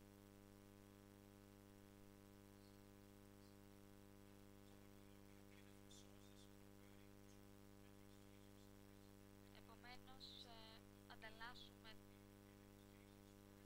βάσει της ζήτησης, λαμβάνουμε υπόψη και την αποθήκευση της ενέργειας. Εάν να συνεχίσουμε να το κάνουμε αυτό, θα καταλήξουμε έτσι να έχουμε κάποιες πολύ μεγάλες εγκαταστάσεις εργοστασίων που παράγουν ενέργεια. Και με αυτόν τον τρόπο θα οδηγηθούν και πολλά άλλα μέρη σαν εμάς σε αυτόν τον δρόμο. Προσφέρουμε ουσιαστικά την ισορροπία σε τοπικό επίπεδο.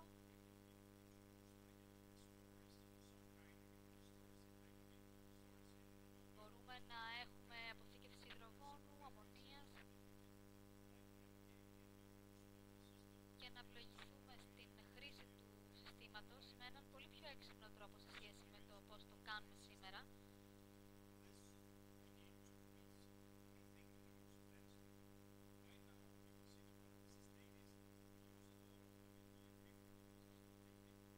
Βλέπουμε λοιπόν ποιος είναι ο στόχος για το 2050. Θέλαμε 55-56 δασικές εκτάσεις, περίπου 25% σε ό,τι αφορά το νερό. Σε ό,τι αφορά τον τουρισμό θα θέλαμε 1,5% ανάπτυξη. Θα θέλαμε λοιπόν έτσι 1,30 με 1,40% που είναι έτσι αρκετά δύσκολο στην υλοποίηση. Είναι πολύ δύσκολο να τα καταφέρεις όλα, να βρεις χώρο για όλα. Εδώ βλέπουμε τους υδροβιότοπους.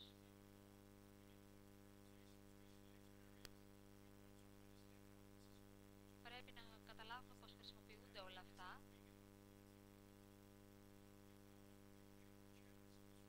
Σε ό,τι αφορά τις μελλοντικές προκλήσεις, είναι το πώς κατανέμουμε τις εκτάσεις γης με έναν στρατηγικό τρόπο, με έναν στρατηγικό σχεδιασμό.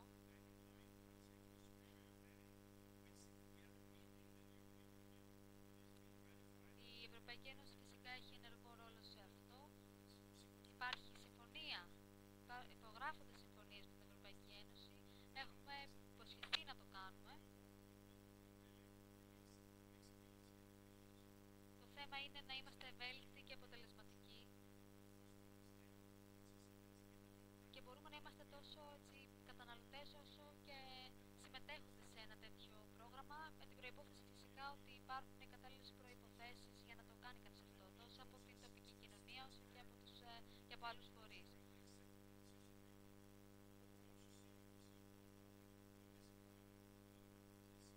Μερικοί έτσι απογοητεύονται με την ανάπτυξη γιατί δεν έχουν ενεργό ρόλο στην λήψη αποφάσεων.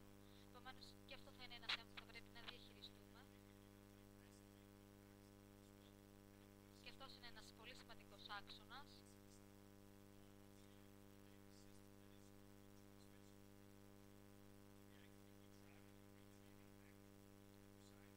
Επομένως στρεφόμαστε πάλι πίσω στην εξοχή και βλέπουμε ποιες εκτάσεις θα μπορούσαμε να κατανείμουμε και να χρησιμοποιήσουμε, να αξιοποιήσουμε με τον καλύτερο δυνατό τρόπο, έτσι ώστε να έχουμε χώρο για όλες τις δραστηριότητες. Επομένως ο χώρος και ο χρόνος είναι πολύ σημαντικοί παράγοντες.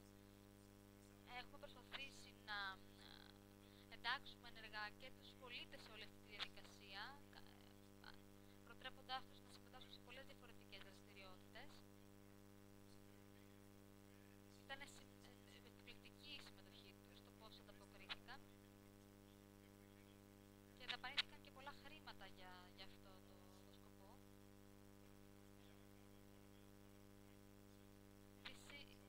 Αυτή είναι μια μοναδική διαδικασία και είναι ένα από τα πλεονεκτήματα ότι παράγουμε πολλά περισσότερα από ό,τι χρησιμοποιούμε. Επομένως, έχουμε περάσει και στην μετάβαση σε ό,τι αφορά το κομμάτι της χρήσης πλοίων για τις μεταφορές. Μιλάμε για την επόμενη γενιά στις θαλάσσιες μεταφορές. Έχουμε την ιδέα του ηλεκτρικού πλοίου που θα χωράει περίπου 600-700 επιβάτες και θα αντλεί ενέργεια από ανανεώσιμες πηγές. Αυτό λοιπόν έρχεται αρκετά σύντομα. Είναι σε εξέλιξη όσο μιλάμε. Στη Γλασκόβη 2 χρόνια πριν, βλέπετε εδώ, λάβαμε έτσι την τιμητική αυτή βράβευση.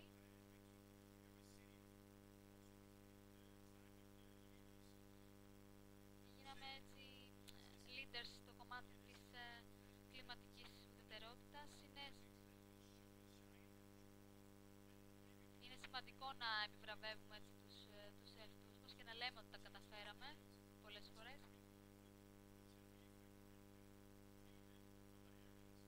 Και ότι μπορεί να γίνει και σε άλλες περιοχές της Ευρώπης, όπως είναι η Κρήτη, μακροπρόθεσμα.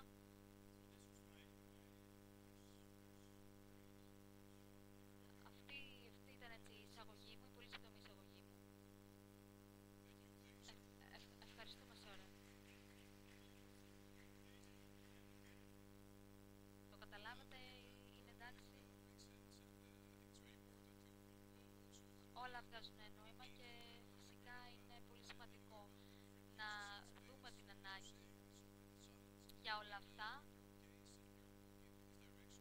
να αντιμετωπίσουμε τις προκλήσεις, έτσι όπως είπες, πρότεινες εσύ να κάνουμε. Αυτό συμβαίνει και στην Ελλάδα τώρα με τον σχεδιασμό σε ό,τι αφορά το κομμάτι των χώρων, της κατανομής των χώρων στην Ελλάδα και στο κομμάτι των υποδομών. Είχαμε προβλέψει μια μικρή συζήτηση, αλλά θεωρώ ότι έχουμε καθυστερήσει πολύ έτσι για το μεσημεριανό γεύμα. Επομένως, θα ήθελα να θέσω τους ομιλητές στην διάθεσή σας κατά τη διάρκεια του γεύματος. Είμαστε ήδη, έτσι έχουμε αργοπορήσει για το μεσημεριανό. Θα ήθελα να κλείσω λοιπόν αυτή την ενότητα.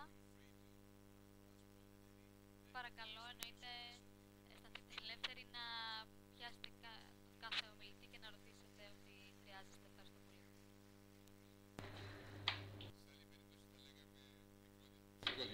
In another case, we would say a pause for commercials. This is a lunch break, however, now.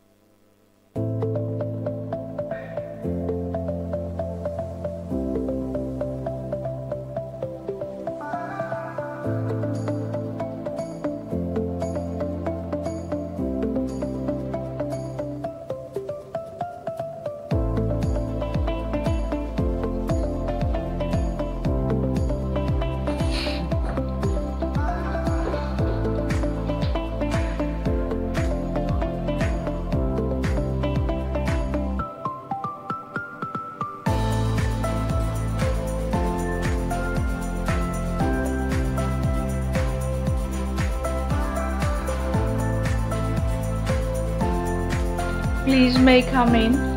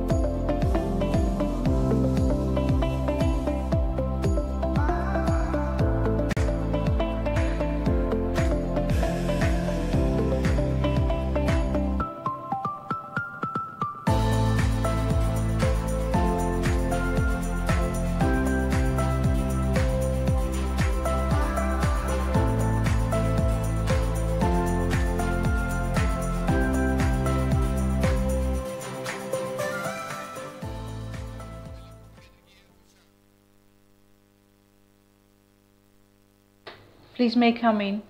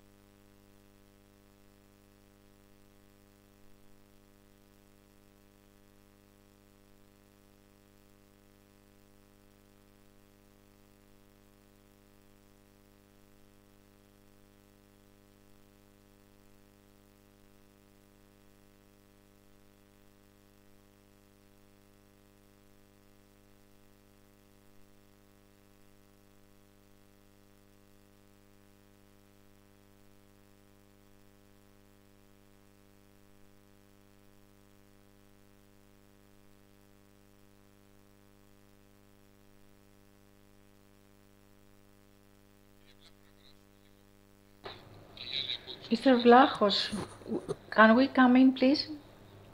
And the rest of the audience?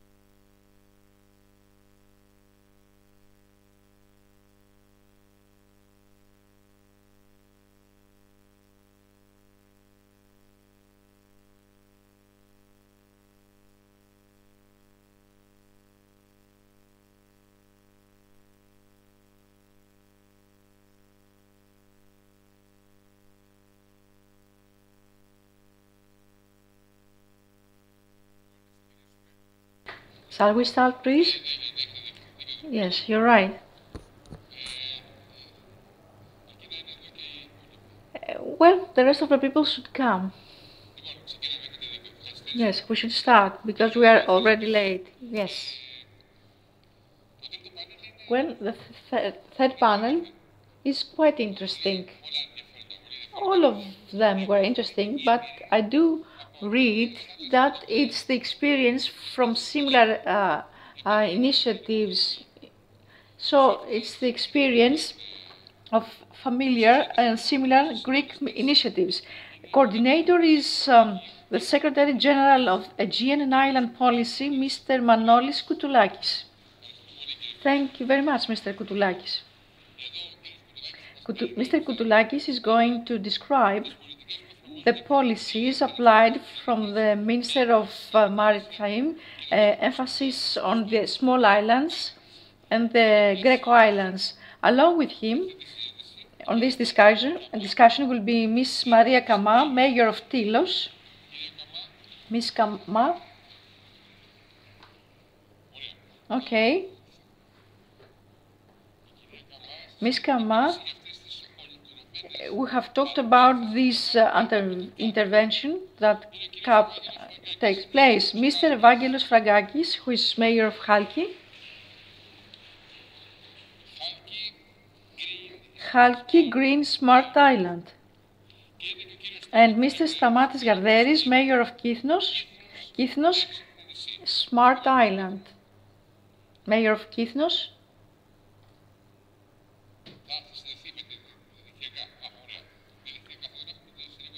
Vice Mayor will be through the internet, thank you, yes. So, Mr. Manolakis is the coordinator of this discussion. Well, I'm sorry, I feel comfortable sitting here. We feel comfortable because when we have to talk about islands, we should be present and positive thinking, because initiatives such as the GReco Islands one are the seal of try of the Greek government along with the European Commission.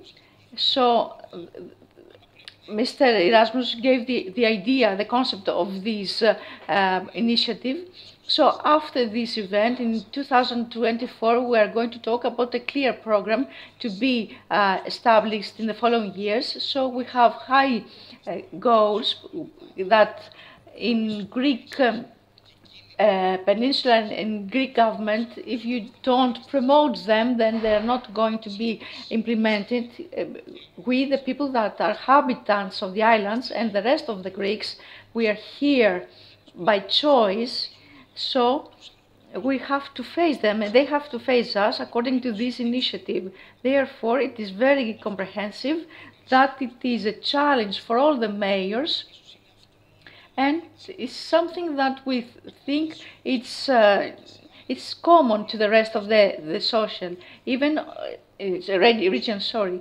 We revendicate something new, and this initiative has given us the motion and the motive to follow some new steps, and this all is going to elaborate some steps, smaller initiatives, in order to materialize them, to apply them. And the choice of this panel represents all this thinking, which is very important. After this event, this is what matters the most. We have to face a daily life we want to facilitate, to ameliorate, and what we usually call to minimize the gap, the geographical gap. This is how we are going to face it, minimizing the geographical and financial gap, trying to find any solution, giving any solution, and make new infrastructure, new initiatives in order to attract new habitants, and all these things are very useful and practical. So we're going to move on to our discussion. I would like to thank Ms. Panelopoulou, the General Secretary of ESPA, who is responsible for the coordination of this program. And we recently started to collaborate, but let me tell you that he is a very happy person, a positive person, and can actually help us towards this initiative. I do know that you have a lot of tasks, but you have a little baby in your arms that needs love and caring. I do mention that because islands, we are not something special, but we do not need a special treatment, but the way you behave with all this respect and love, the way you believe all these initiatives, all these are really important and are reflected to your face and to your duties. It is really important, and because you bear a burden along with the system, but at the same time you devote your time and you do collaborate in order to achieve the best results. This is how we act in the Ministry of Maritime Affairs and Insular Policy. Collaboration leads us to the best results. So this is a start. This is the first we have in mind in order to face the state, first of all, local authorities, and how local communities should be trained in order to train us back and to face in common this problem. It's been 10 days. I would like to talk about my own experience. We do know each other very well in order not to be introduced. So the Ministry of Maritime Affairs and Insular Policy has been led to some actions that are quite difficult, but we try to convince ourselves and the rest, our friends, our collaborators, our European partners, about how we should face different situations on islands. This is not about policy, but we need a recognition that is going to attract new funding. 10 days ago, we adopted some initiatives, and we used our time, and we used, for instance, UJ form and a new study for new measures and the issues of funding on the islands. So this is a great title which hides the need of the quality in our coordination in the local governance to face all these problems. Through this essay we did in Start Visit, I became richer as regards the experience of during this discussion, recognizing what are the problems. So we should not stop because of a rule or a regulation, but daily life is quite different. At the same time, the responsibilities for different municipalities of Tilos or Athens are quite different. So basic questions are not have an answer, but this issue, let me tell you, as for European Commission as well for us, are well organized, and we have to face it because it can lead us to a practice useful not only for Greece but in a European level. So our experience through this problem with Croatia, Sweden and the rest of the countries is exactly the way you can share the holistic approach in a national level. We have seen great initiatives, some so experience, etc., but separately. But we can see at this moment all this together. We use the energy transition in order to minimize development gap. So this initiative, thanks to this municipality that participate here, is not to prove them that we do everything in a better way, but in order to show them, then we have to collaborate. We have funds and responsibilities, plenty of them, but the matter that we're going to use them is more important. That's why it's how we gain our experience.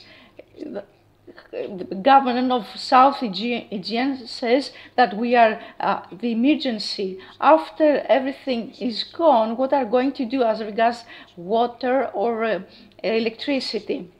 So the matter is not how we are going to solve the problem, because the problem never stops if we find a solution. This is what I would like to add. But the most important thing is that we are on the same side and we face the same problems. It's not just successful to have some invitations or events and fund them, but in order to create a new culture. New researches have taken place, and some of them are going to be completed up to the end of the year, and some groups have been chosen to support all this, but also local authorities should help us in order to implement all this. Mr. Erasmus also have told us, and we have also discussed that we have not the luxury, not 157 million to face the situation, but already a lot of money and ESPA and other resources have been invested. But there are also at the same time a lot of examples that the resources have been invested, the social capital also have been invested, and it is well known and what it is meant to participate in these initiatives. There are a lot of islands in different speed and needs that should follow. Well, I'm going to pass the podium to Mr. Fragakis. He is the first mayor who is going to speak. Then Maria Kama, the mayor of Tilos. Tilos was the first place that participated, that used, for instance, green energy quite soon, using European initiatives, and everything started to converge, such as like Kithnos, that completed a quite interesting project. And it is really important to showcase all the holistic cases. Well, this experience do not mean that we have solved the problem. They convince people actually that it is something that really matters.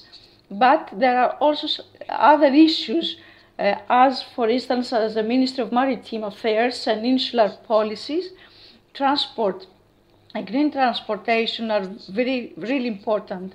And this is what we should also develop. I mean, the secure, fixed and green transportation is a quite difficult equation that, along with the European Commission, we should move on. Then we have to materialize, to implement all of these. And the example of GReco Islands help us implement our dreams. GReco Island, Harki, we have lived along with the private sector that helped us quite much. But we make a prediction, and we saw how other small islands could use this initiative in order to lower the cost as regards the provision of energy. But it is very important how to avoid paying too much.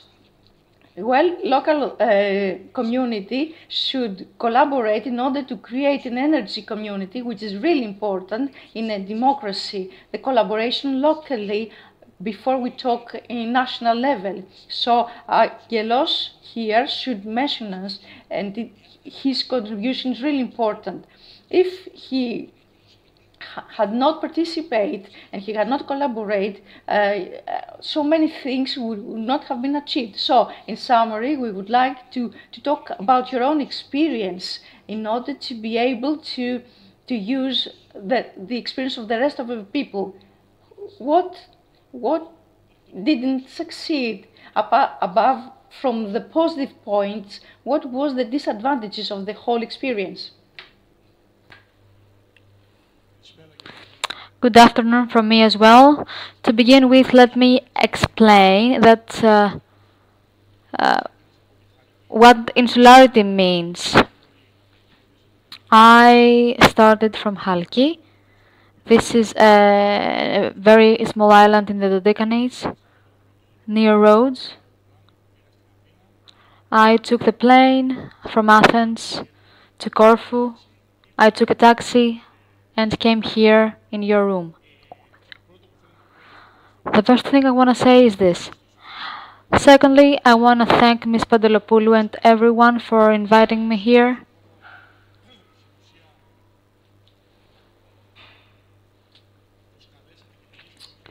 Essentially, you have invited and paid honor to a very small community. I wasn't here from scratch. Pardon me, and I will not follow the protocol when it comes to greetings. I have seen everybody.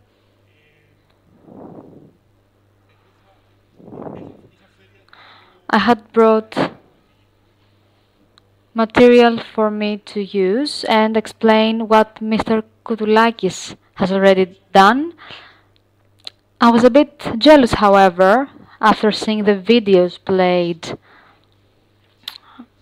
by Italy representative and Spain representative. So I have shared 2-3-minute videos with the technicians, and I would like to have them played because this is the easiest way to understand what's happening in Halki.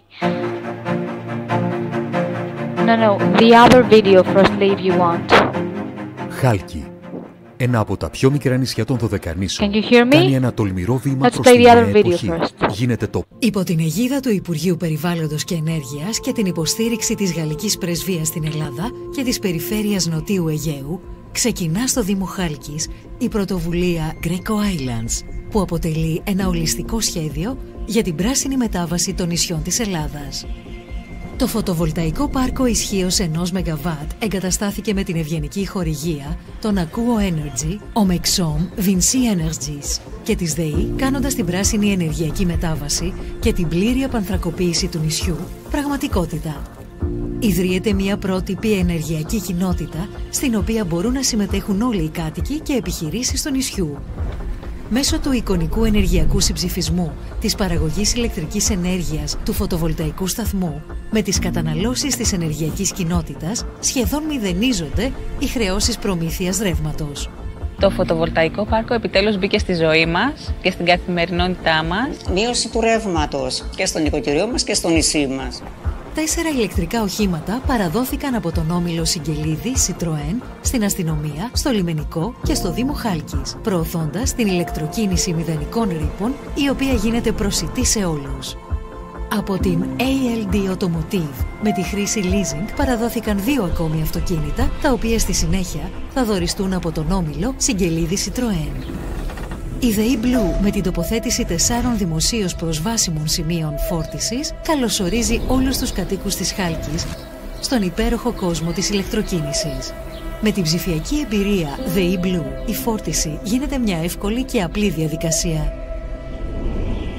Το Vodafone Green Giga Network φέρνει την τεχνολογία 5G στη Χάλκη και δημιουργεί νέες δυνατότητες και ένα βιώσιμο μέλλον για όλους. Παράλληλα, η Vodafone προσφέρει δωρεάν Wi-Fi και τη δυνατότητα φόρτισης συσκευών με μηδενικό αποτύπωμα με το έξυπνο παγκάκι. Με το πρόγραμμα ανάπτυξης ψηφιακών δεξιοτήτων Generation Next παραδίδεται ένα νέο σύγχρονο εργαστήριο στους μαθητές της Χάλκης, οι οποίοι δημιούργησαν την εφαρμογή Halki Guide που συμβάλλει στην τουριστική και βιώσιμη ανάπτυξη του τόπου.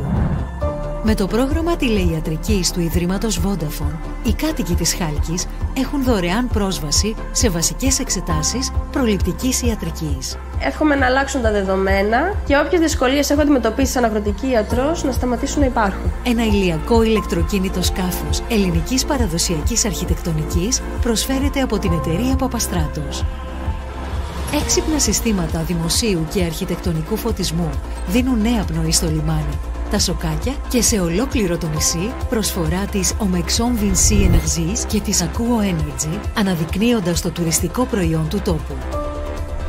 Μια καινούρια εποχή ξεκινά. Ένα σύγχρονο κοινωνικό-οικονομικό δίκτυο αναπτύσσεται και οριμάζει, προωθώντας την πράσινη ενέργεια, τη βιώσιμη μετακίνηση μηδενικών ρήπων, τις έξυπνες λύσεις. Η μετατροπή της Χάλκης σε πράσινο έξυπνο νησί μπορεί να αποτελέσει παγκόσμιο πρότυπο σε επίπεδο ανάληψης δράσης και αλλαγής στάσεων και συμπεριφορών. Με την πράσινη ανάπτυξη είμαστε καλύτερα. Η Χάλκη αναπτύσσεται βιώσιμα, με σεβασμό στο περιβάλλον και αποτελεί πλέον νησί της εθνικής πρωτοβουλίας GReco Islands. Φάρος καινοτομίας και προόδου, πρότυπο για όλα τα ευρωπαϊκά νησιά.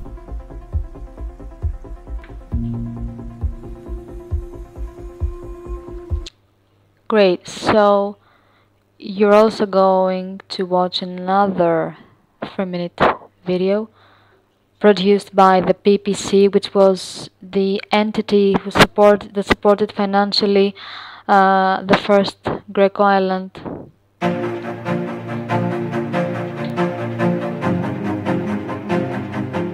Χάλκη, ένα από τα πιο μικρά νησιά των Δωδεκανήσων, κάνει ένα τολμηρό βήμα προς τη νέα εποχή. Γίνεται το πρώτο νησί με ενεργειακή αυτονομία, προσφέροντας στους κατοίκους ένα νέο, πράσινο, βιώσιμο και ανθρώπινο περιβάλλον.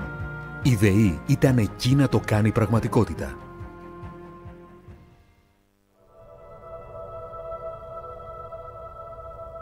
Το 2019 που αναλάβαμε την διοίκηση του Δήμου, σκέφτηκα και εγώ και οι συνεργάτες μου πώς θα μπορούσαμε να εκμεταλλευτούμε τον ήλιο μας, τη θάλασσά μας, τον αέρα μας, ώστε να μπορέσουμε να καλύψουμε τις ενεργειακές μας ανάγκες.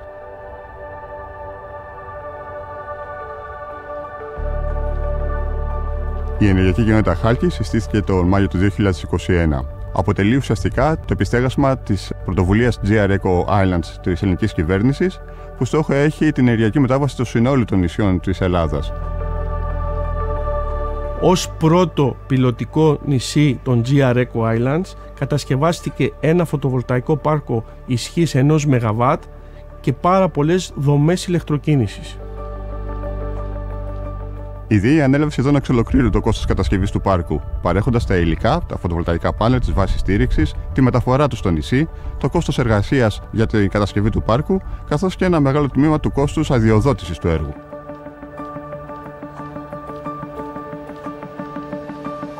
Η προσφορά της ΔΕΗ είναι ένα τεράστιο δώρο προς την κοινωνία της Χαλκής, διότι αυτή τη στιγμή που μιλάμε έχουμε σχεδόν μηδενίσει τους λογαριασμούς ρεύματος, το κόστος ενέργειας που χρειαζόμαστε και όσον αφορά τα νοικοκυριά αλλά και τις επιχειρήσεις μας. Στο πρώτο άκουσμα ότι θα δημιουργηθεί φωτοβολταϊκό πάρκο εδώ στη Χάλκη, όλοι λέγαμε «Μα πώς είναι δυνατόν σε ένα τόσο μικρό ακριτικό νησί να γίνει ένα τόσο μεγάλο και σπουδαίο πράγμα?» Κι όμως έγινε και μας ωφέλησε όλους στην καθημερινότητά μας.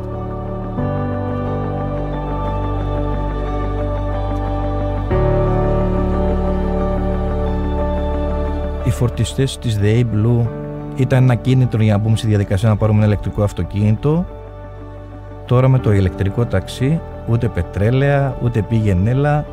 Πας με την πρίζα σου κύριος, τη βάζεις και είναι όλα καλά.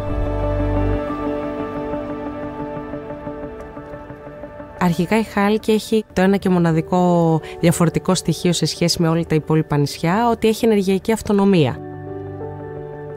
Ούσα αναπληρώτρια την περσινή σχολική χρονιά στη Χάλκη, είχα παρατηρήσει πως τα παιδιά σίγουρα είχαν αναπτύξει οικολογική συνείδηση και γνώριζαν σε μεγάλο βαθμό όλες τις προσπάθειες που γίνονται για την ενεργειακή αυτονόμηση του νησιού τους.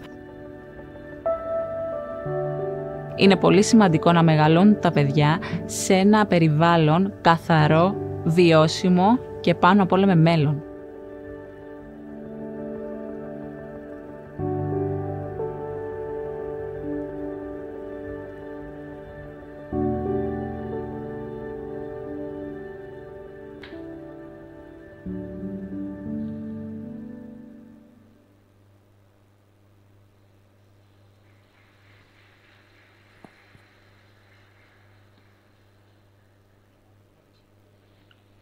Let me set myself clear. This was not a promotional video for the PPC, nor for myself. I just wanted to show you, as it is very difficult to put it into words. What is very important is that all this Greek government initiative, through the Environment Ministry, as well as through the other entities that have been involved, a natural habitat has been created with the island's inhabitants.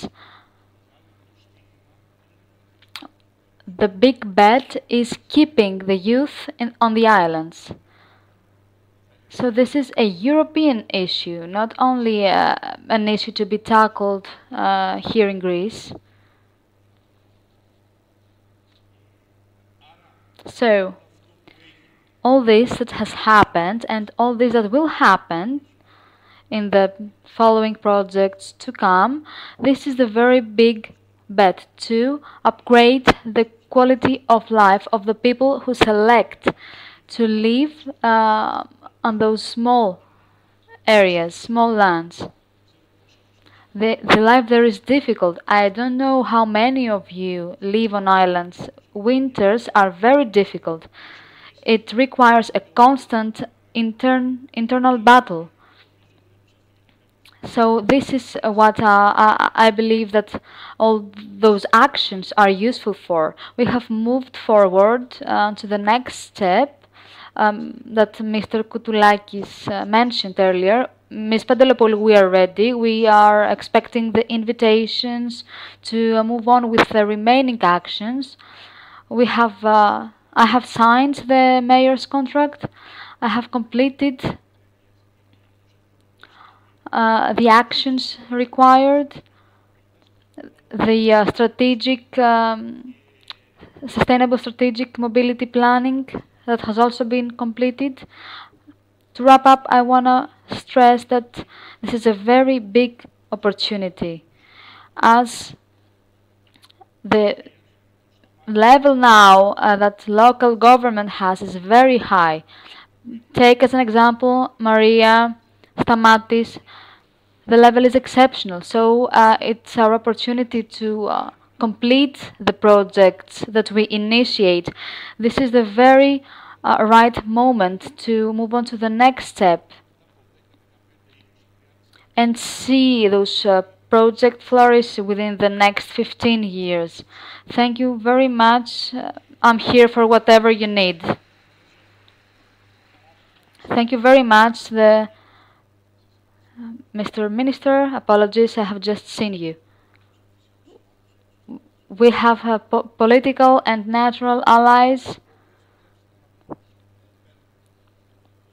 Allow me to say that apart from the fact that he's my supervisor, he is a human who believed in a timely fashion in this idea. He represents an insular area, which is a small representation of the whole island spectrum here in Greece. So the multiple insularity is a sense that can be explained through the GReco Islands project. We need to understand that geography matters here. It's very important. Previously, Mr. Georgiadis mentioned the numbers for GReco Islands. It's like 39 islands, 40,000 inhabitants. This is a small Brussels neighborhood. In such a small neighborhood in Brussels, all things operate in a very smooth way to be resolved and are less costly. Let's take as an example the Central Corfu, the Apontia Islands, Paxi. When you need to provide the minimum of the required infrastructure, everything needs to be counted and multiplied by 5. Take as an example plants, desalination plants. So we can understand that insularity cost comes to be explained through geography. When it is compared, it goes without saying that I am starting from a very lower cost. The European Commission has recently published a study, a very big study, important study to my view. Excuse me, but access to essential services in small islands, from transports to the remaining of the services, we are far from saying that we are okay with it. We need to calculate the need of financing here. However, prior to that, we need to prioritize. When it comes to Halki, the issue there has become understood due to the community, the energy community there. But the energy community is not the only thing to take into consideration. We need to move on to the following steps as soon as possible. Angelos mentioned it as well. We will also have some very important financing tools from ESPA, within the ESPA framework. So we need to work with emblematic initiatives and work on the remaining parts of the project. Petros is also here. He is working, and we contribute in the best way possible when it comes to water supply. We have the resources, but do we invest them where we need to? Do we invest them on energetic autonomy? So the issue is to add resources or interventions that are already taking place to promote the GReco Islands project, which we all support here. Let's go to a second very important example. This is the example of Tilos. Tilos started its green history when institutional issues were still a problem, supported by the Western Attica University, which was a technical institution back then, if I'm not mistaken. This institution supported Tilos in this very special initiative, and now it has been this has been enriched. You will tell us, Maria, the percentage. So they have managed to proceed to a separation of the waste. Good evening. Thank you very much for your invitation. We have heard quite interesting things today, and quite stressing, I would say.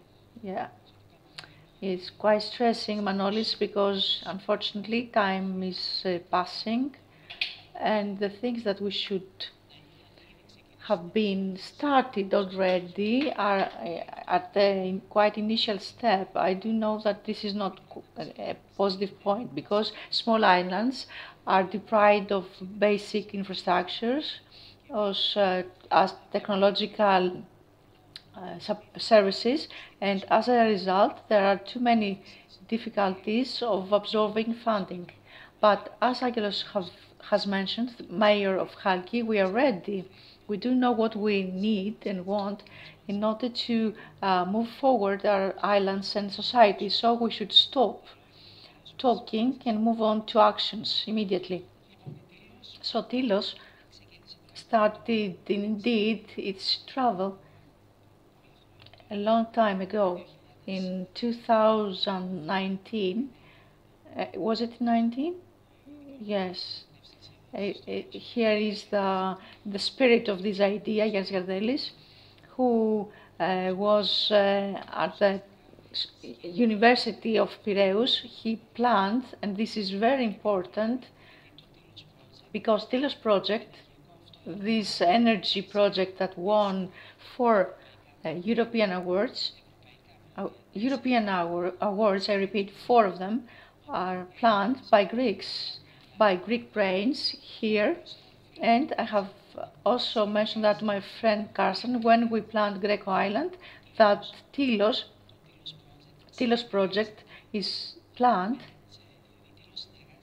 Tilos collaborated with our universities. We have great scientists, people who can help really local authorities, and particularly our islands that know very well all the challenges and obstacles we face.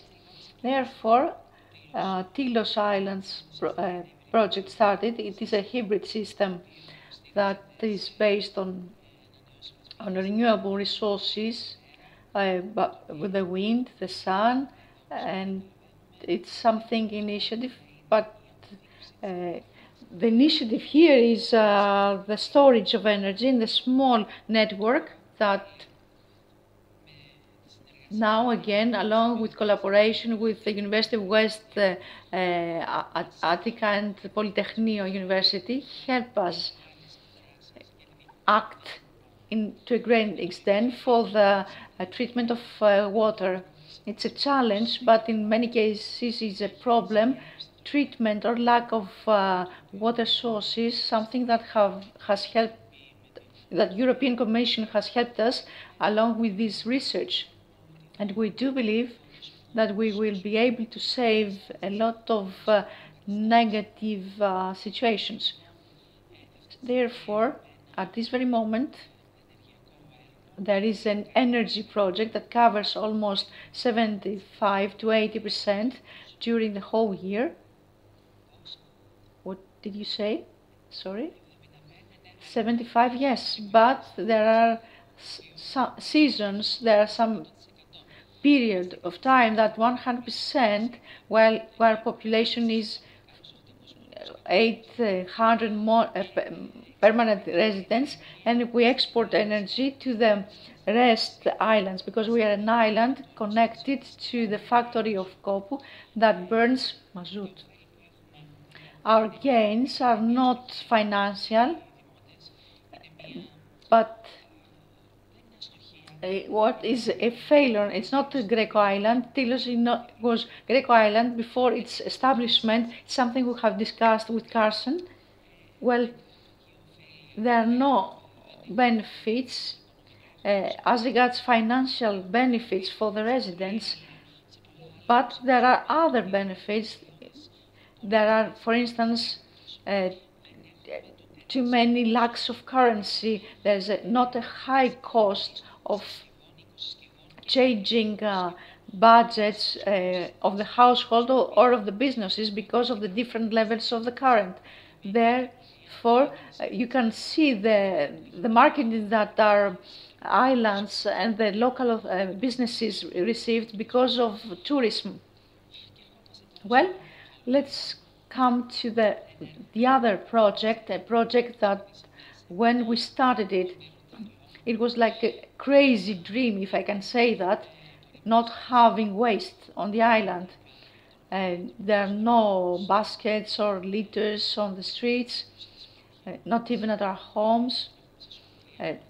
Have no garbage or litters, baskets at our school and the factory of treatment, of waste of treatment. Well, it was really challenging and risky because it was the first project of Greece, and in case that it was unsuccessful or the society would not adopt that, then there was no return, no go back, because that factory should close and become another faculty. Therefore, it has been proven that by the society, but generally all the insular societies, that they are strong and open to challenges. Therefore, more and more choose smart local authorities. Yes, this is true.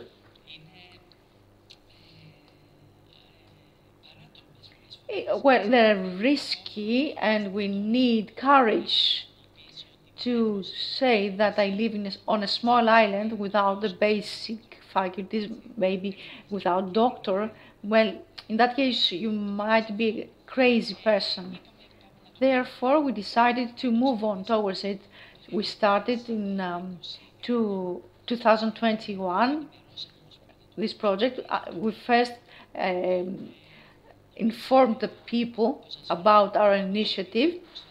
We talked to them about no litter, no baskets of litter. We should collect the waste. They are not garbage or litter. We say that they are material. Even small children know this procedure. So people started to be aware of all this. They liked it quite much, and it started being kind of pressing. They started pushing us, pressing us to move on this project. So we took the initiative, but I forgot to mention that the first renewable program, we have won a funding of, thanks to a proposal of Educational Institution of Piraeus in 2020, 11 million euros. On this one, there was no funding, the last one, I mean. It was a vision of a Thanasis Polychronopoulos, who wanted to implement this initiative. So he looked for a society, and he found us. In 2022, we started this project, and in the first community in the capital of the island, take away the baskets of litters. But we have first informed all the households during the winter to make all these procedure from door to door. Well, this is easy. We decide to do the following: all the recyclable material to be put together, then a second category used and are still, used to be and are still the organic material, and a third one are the non-recyclable materials. So 3 times per week in winter, 4 times per week during the summer, and during summer, which is really a trial, twice a day maybe. Every businesses should follow this procedure. So let's move on. We started with a percentage of, let me think, it was almost 85 or 80 or 85%, the first one, during the 6 months up to the first summer, 80 or less than 80%. Nowadays we have 100% of burying everything in the landfills. So nothing is lost. Everything is buried actually. So therefore, according to the data up to last week, because every week we have the results, there are 93.6 recycling, and the rest of them are non-recyclable, that are not buried. We don't bury a thing, but after a procedure they are led to be burnt to the factories. So actually nothing is lost. What surprises actually, and we have already discussed with Manolis, is the great percentage of organic material. This should also worry ministers and all the communities. A huge percentage of the recycling are organic materials. In our case, it is almost 93 or 40% are organic. So it's a huge amount, 40% I mean. This, of course, as we can understand, since we come from urban areas, our islands are urban areas, if there was that sense of cyclic economy, just our ancestors, without knowing that this is a cyclic economy, they drop nothing, so their waste they gave them to their animals. This is the sense actually of cyclic economy, and they used to do that before us without having studied what, for instance, we study or our children study. In a few words, I would like to mention you that up to now we had great news, some great news. Three days ago, to be sincere, we are one of the finalists as regards a European award of Carson. I'm waiting for you. What is our prize for our island? Well, you are going to listen to it, I do know that. So, we are going to receive a new award at the European level for the fair transition, and we are one of the 3 finalists. So we hope to gain the Golden Award, and as Tilos, the island of Tilos, to take the award from Carson. Thank you very much.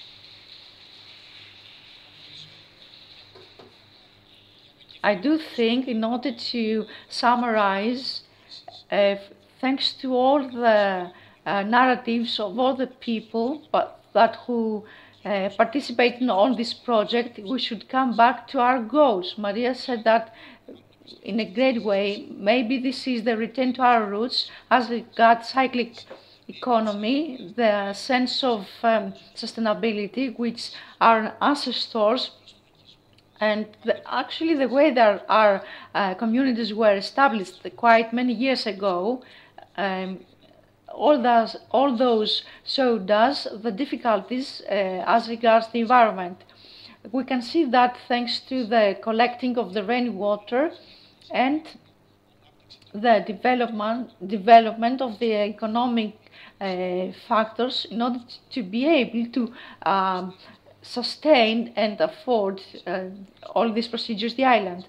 But GReco Islands is a systemic initiative. Apart from that, we need the identity and the actions in order to be able to present a more complete idea, a so-called brand. And at this case, I will use the example of Chalki, which can be adopted, because thanks to the tourism is related to the new identity that both the islands, Tilos and Chalki, this is a great rate for the future in order to be on their island, but in order also to be ahead as regards common goals. And there is a battle to reivindicate awards, but the most important thing is to share their own experience in order to feel bad. But totally, the Greek state, locally or nationally, tend to leave time pass, but we can be more swift if we wish that. And we have established a nice framework. We have the best groups that have supported this initiative, and thanks to the best way, we should find the same or a different implementation to the rest of the islands. A lot of discussions have taken place, but we should also take into consideration the intervention of all the islands. When a person wants to visit Interpondia, he should be aware of what is going on as regards sustainability. We do need that the tourist or the guest using his or yacht, for instance, the person that can respect the environment, in quite many cases, we do need that when this person visits the place, we need to be able to discern the difference, to be able to see them electrocycling, and all these create representative people for our place. That's why we need to create an identity which can be seen thanks to tourism and the number of people that visit the place. This is very important for me. It is a very a bet, I would say.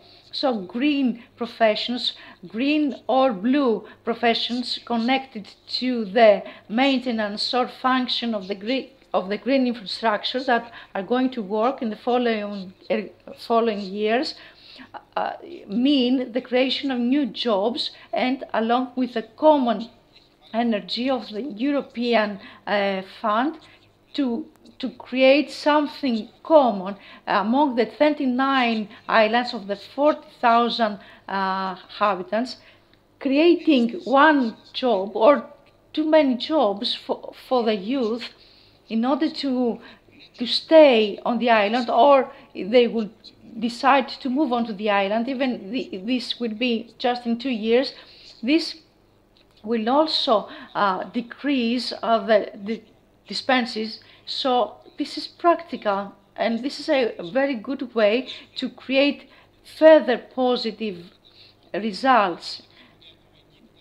Well, I keep talking about the Apondia because this is important for me, and well, for families. Each year is very important, as it is mentioned in social media.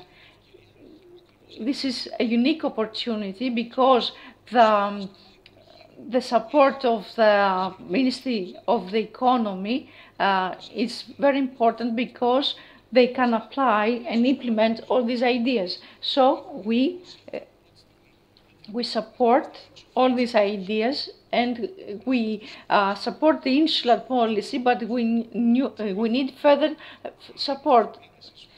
Well, they have declared that we need to move on, and we have belonged to this initiative, and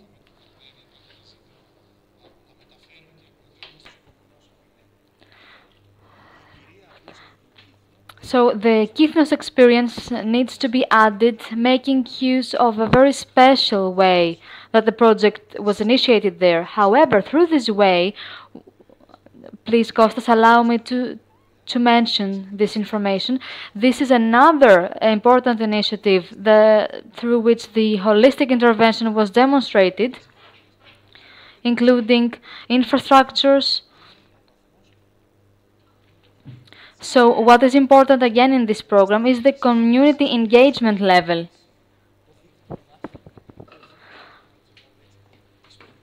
So it was very difficult for my friend Stamatis Garderis to persuade the local communities to get involved in the project. Is the society ready to accept the preservation, the extension and the integration of these policies in their daily lives? This is what Kythnos came to show us. What I think is interesting, just to wrap it up, and we can also discuss it later on, we are a society of interests, if you allow me to say. It has to do with how public interest is better served here. And this is what mayors already know, and also residents already know. This is how I wrap this discussion up, so that we have food for thought for the following discussion that we need to do off the record. We need to be there, we need to be present, because as Angelos mentioned and enumerated, many times we discuss about municipalities materializing and implementing various projects, but what has value is finding municipalities that have already materialized or implemented plans. It is important that we do implement a project so that all this process is not in vain. So I think we will discuss it later on. Ms. Pantelopoulou will also refer to that. We are running out of time. Thank you very much. So, Ms. Pantelopoulou, Secretary General for the PA, will wrap up all those things that we have discussed about today. So, Ms. Secretary General, please.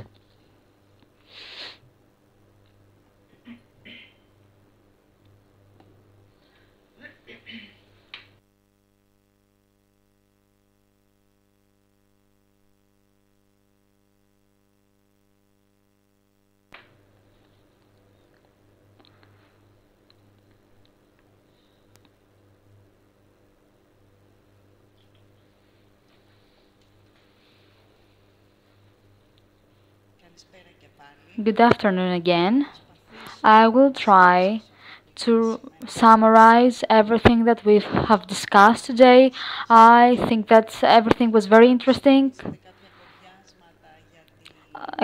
Excuse me for me hesitating a bit before saying what I want to, because I have kept some notes during the event. So, ladies and gentlemen, I hope that all of us today had the opportunity to have a comprehensive view on this GReco Islands initiative, as well as on its importance and some very important examples that have been implemented both in Greece and Europe. So I'll try to refer to the main points, as well as to some observations and some examples that we have heard about today. So we have responded to what GReco Islands is and what it aims at. It comprehends our vision when it comes to Greek islands of tomorrow. completing and fulfilling the requirements will be rewarded through the attribution of a GReco Island signal. In this way, their competitive advantages will be reinforced and a developmental dynamic will be formed. So we have not decided well in advance the main points of and the goals of this strategy. Those are defined as we go. Multi-level government is also important here. What are the advantages? Increasing the way tourists are attracted to the islands and people and residents in general. So I'm gonna wrap up to what has been discussed. Mr. Rasmussen has talked about very useful things. He has talked about our islands, about them being small paradises. Indeed, they are small paradises. However, there are weaknesses and difficulties, as Mr. Fragakis mentioned. Mr. Rasmussen stressed the importance of cooperating to materialize and implement the tools and solutions through a constant dialogue with the local entities. Constant discussion is also important. Mr. Governor stressed how materializing the initiative is important, as well as how the participation of mayors and local communities is also vital, of how the 155 millions need to be made use of. The Honorable Vice Minister, Mr. Gikas, stressed the importance of this plan's success for all these island sustainability, for the entrepreneurship, and for the overall living. Mr. Georgiadis referred to the practical part. This means how all these are going to be implemented, how the islands are going to cooperate among them. Mr. Angelini from Jasper's project has talked about the support that all local entities are going to have, mayors, governors, so that they can implement the local action plans. At this point, I want to stress that this help is very important, and this technical assistance that will be provided to the islands so that they can achieve their goals. He also underlined that making plans real demands commitment and engagement.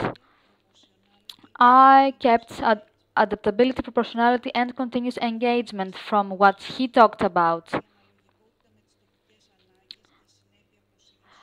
So it is important being engaged and committed when it comes to achieving a goal.